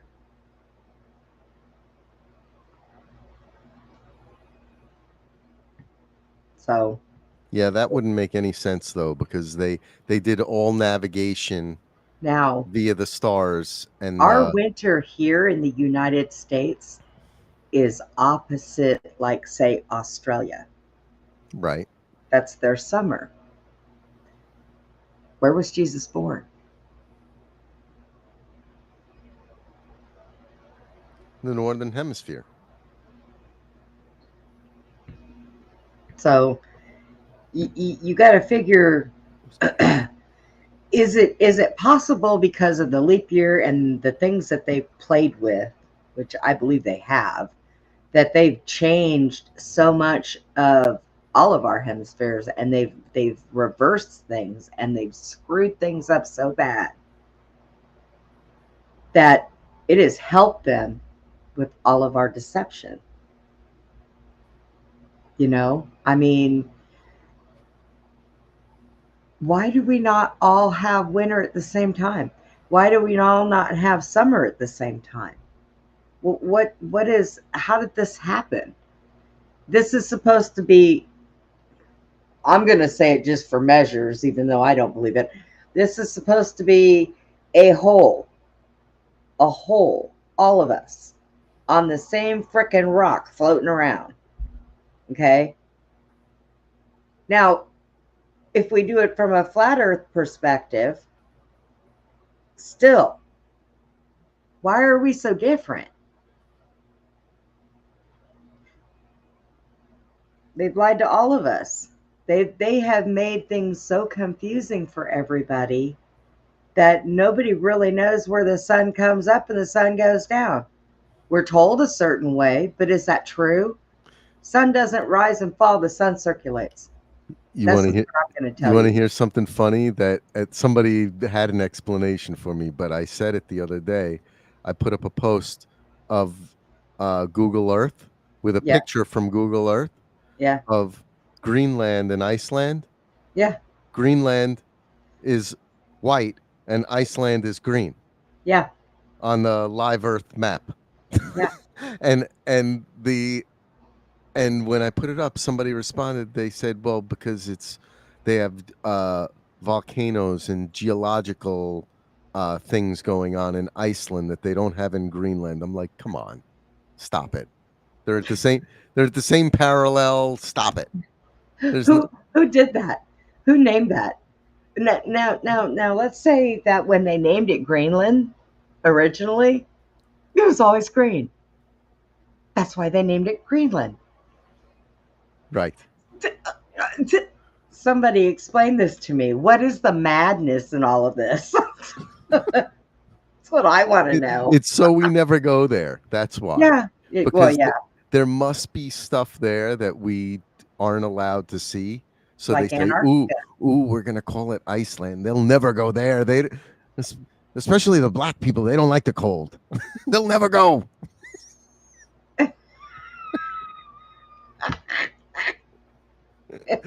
let's fool these stupid worm people. Yeah, right? No kidding. They don't like the cold. Send them to Florida. Yeah. Then we'll make it hurricane. Wipe them out. I know that Denise had asked, what do you think about how this weather has been a little crazy? Yeah, it's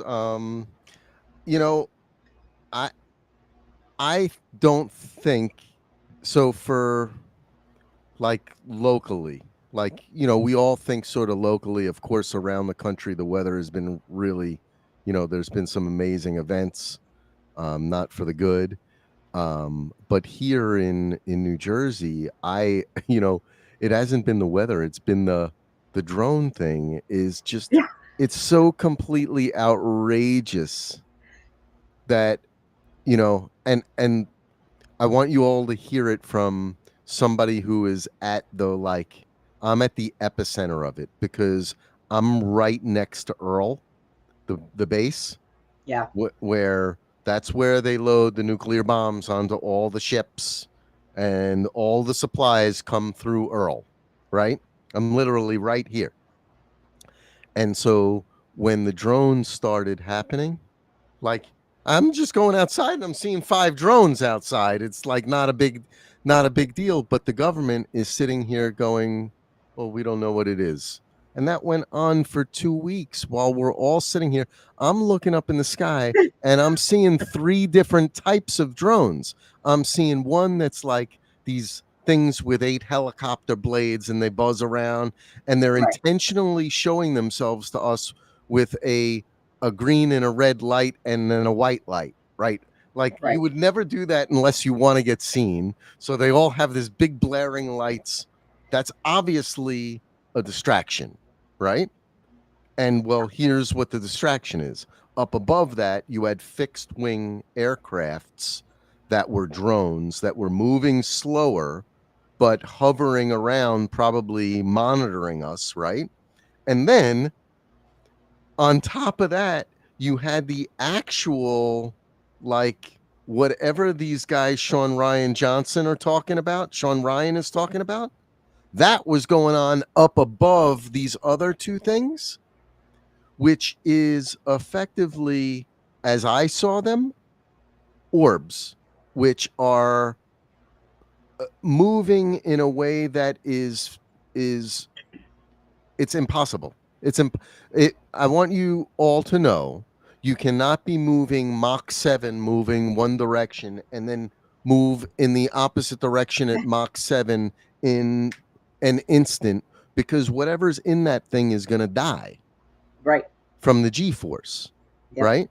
Yep. So, like, even make that 500 miles per hour, you turn to nothing can do that. There is no thing that we know of that can move in that sort of a way. I am telling you, Now, 100%. That's what I now- saw in the Now I'm sky. going to tell Now I'm going to tell you a little secret. Okay, so back in April, Mm-hmm. Stephen had stopped at Susie's on his way back to Illinois, and there wasn't a cloud. There was nothing, clear skies, no stars, no nothing. And they had made a comment about it. When they got out of the vehicle coming back from dinner, there they all were. So Steve started taking pictures of the stars and the moon and around Susie's property and everything. And it wasn't until he got home that he looked at them and he focused in on them. And he's got a really good camera because he does photography. he focused in on them. And inside these stars, there was outlines of little black boxes in the orb, and there were things inside of them that were moving. Some of them had a straight line with things that came down, looked almost like arrows or wings. And they were all moving the same direction, some of them, and then other ones were moving the other direction. And they were sitting still. And they were moving inside of these orbs. So he went back to all of the stuff that people were taking videos and pictures of, and we brought them on the show and we expanded them. We got real close. And in these orbs that you guys have been seeing were the same things that we were seeing inside of the things over Susie's ranch in April. So we were thinking, what did they do with the fallen angels? Where did some of them go? Are they in captive in those black boxes? And those are our stars, which is why God said the stars will fall from the sky. And it was a very interesting concept. Yeah. So we will never know without speculating or guessing. The research that we do, the things that we look at, coming up with conclusions. We will never know the absolute truth until somebody says, hey, I'm from NASA. We've lied all of our lives about everything we've told you. And this is really what's happening. That's all that can be done. Well, did you ever read the Book of Adam and Eve that was released from the CIA files? Oh no! What? Yeah, you can get it on the National Archives. It's called Adam and Eve. You should read it because it's basically them retelling their understanding of creation. Wow. Yeah, I'm gonna have to dig into that. I seen a video the other day and some kid says, seeing men can lie so much. What if Adam ate the apple first and just blamed Eve, and that's why men have an Adam's apple? And I was going, whoa, oh, that's a deep subject, but it makes sense. It's like, wow. Well, what if the women that have Adam's apples are the ones who did it?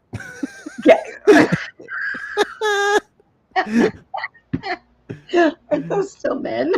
Exactly. Don't tell them that because exactly. they really don't know. But oh my god! Oh, now we're starting the rumor that Adam was gay. he was with a or trans. A liar. One of the two. He was with a trans. No, I'm sorry, God. I didn't mean that. I know. Yeah. It's so funny. But this is what happens in clown world. In clown world, you come up with these concepts. Oh yeah. I mean, and you know what? We have to sometimes come up with things that'll make us laugh, because if we didn't laugh about a lot of the stuff that goes on, it would drive us probably crazy. Oh yeah. It would, it's like my background that I have of Biden as an old cartoon guy. Every time I put it up, Nora goes, "Oh my god, that's so creepy." And it's got a diaper on. He's eating ice cream cone. His big old blue eyes. And every now and then I would put it on like on a Saturday night show or something, and Norma would just laugh. "Oh my god, that creeps me out." Oh wait, I you know what? You're making me think of something. I'm gonna go grab it because I've been meaning to throw this thing out, but I can't get myself to do it. My daughter's boyfriend gave it to us because he knows what a fanatic I've been all these years. But hold on, I'm gonna show it to you. 1 sec. Okay.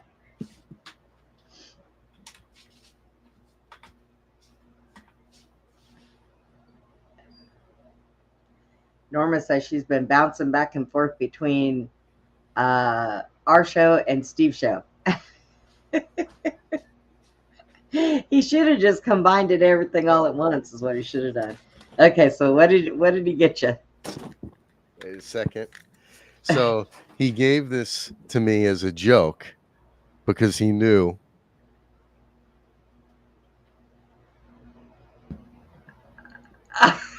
By Don I thought. 2020. And then on the back, he wrote this. This was 2 years. Wait, what did he write?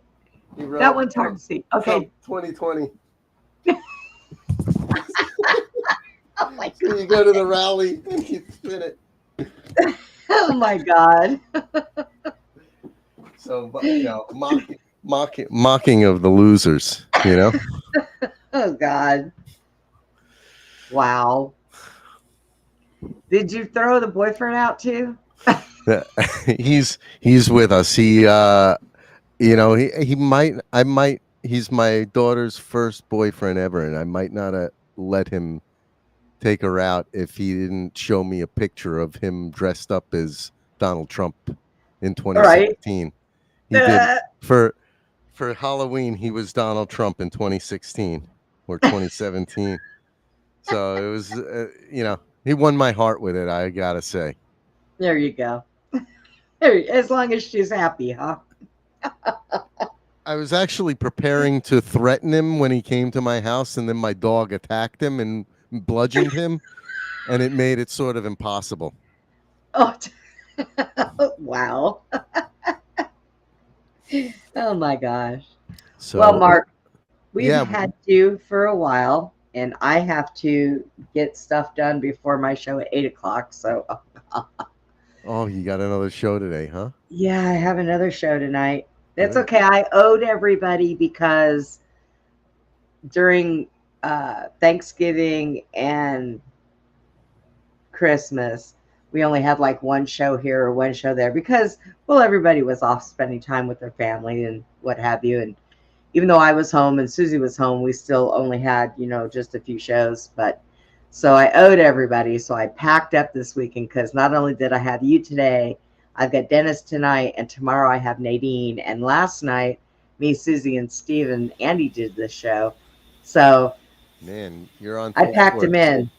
Oh, I was tired. I put, look at stupid me.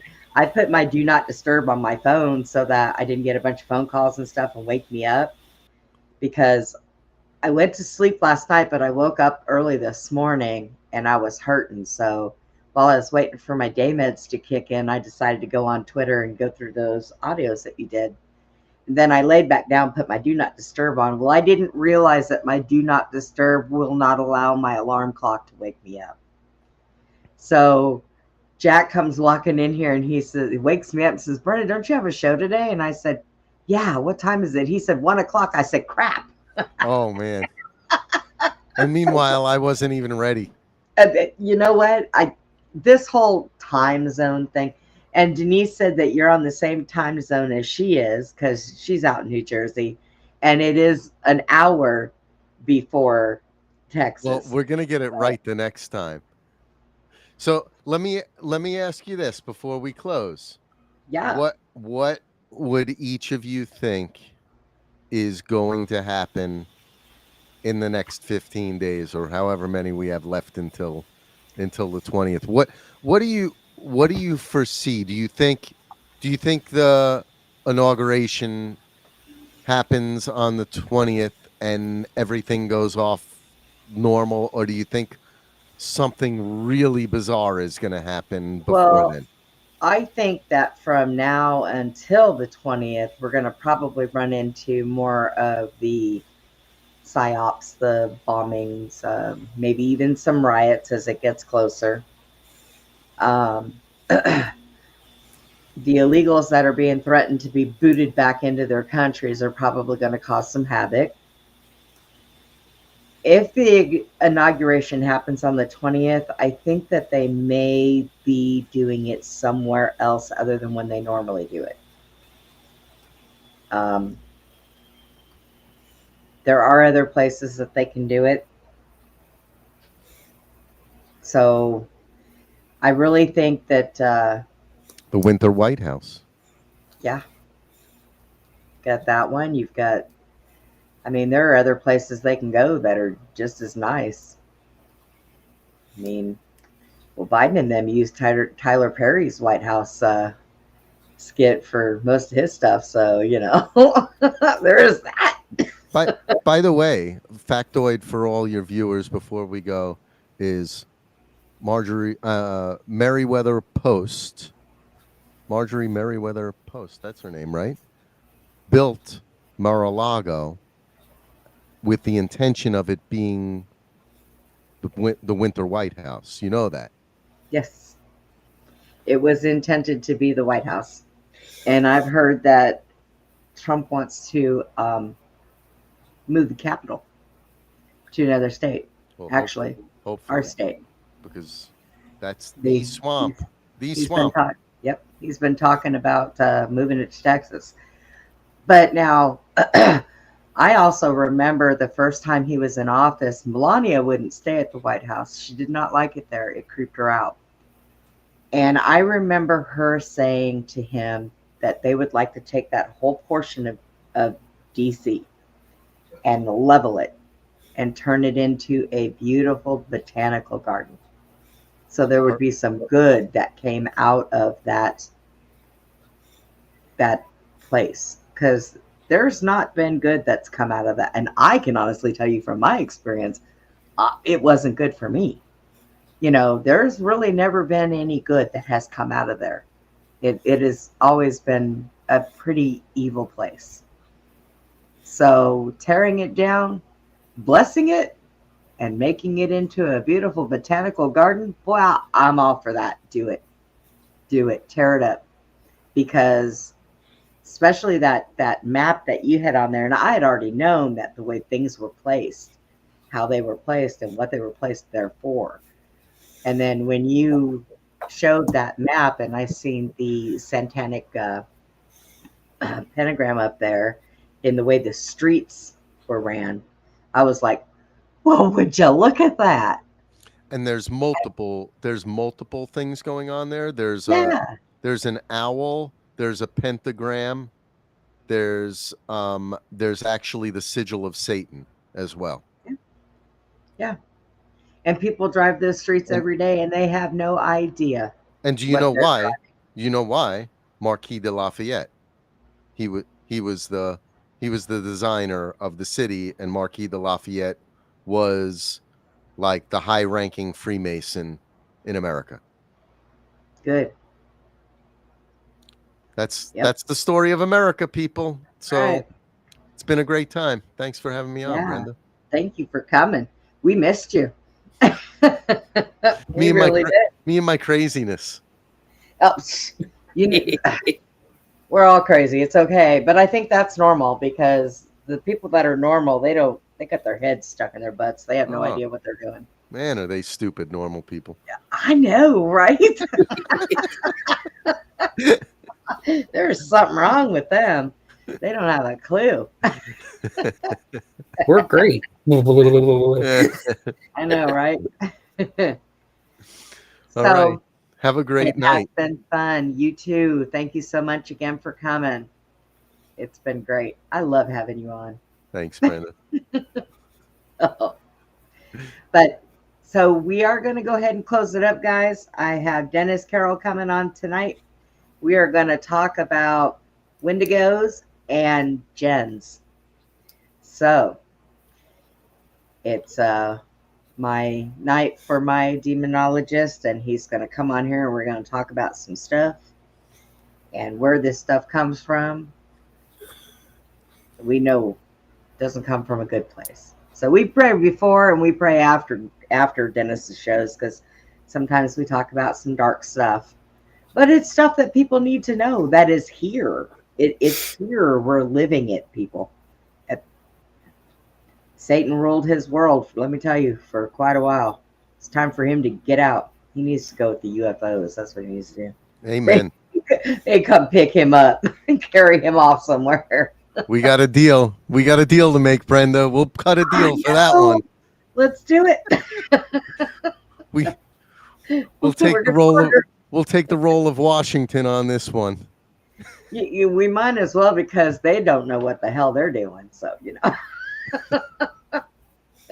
they're lost with all the normal people, I guess.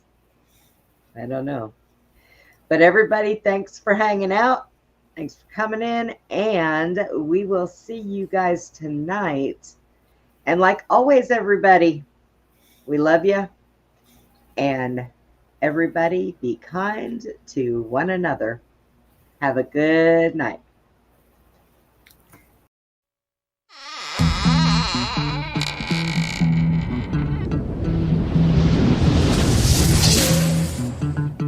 Goodbye for now, from Beyond the Box. Please join us again for Beyond the Box, Friday and Saturday evenings, from 9 p.m. to 11 p.m. Central, 10 p.m. to midnight Eastern. Join us for more intel bombs from our extraordinary guests. Good night, Putin. Good night, Tucker.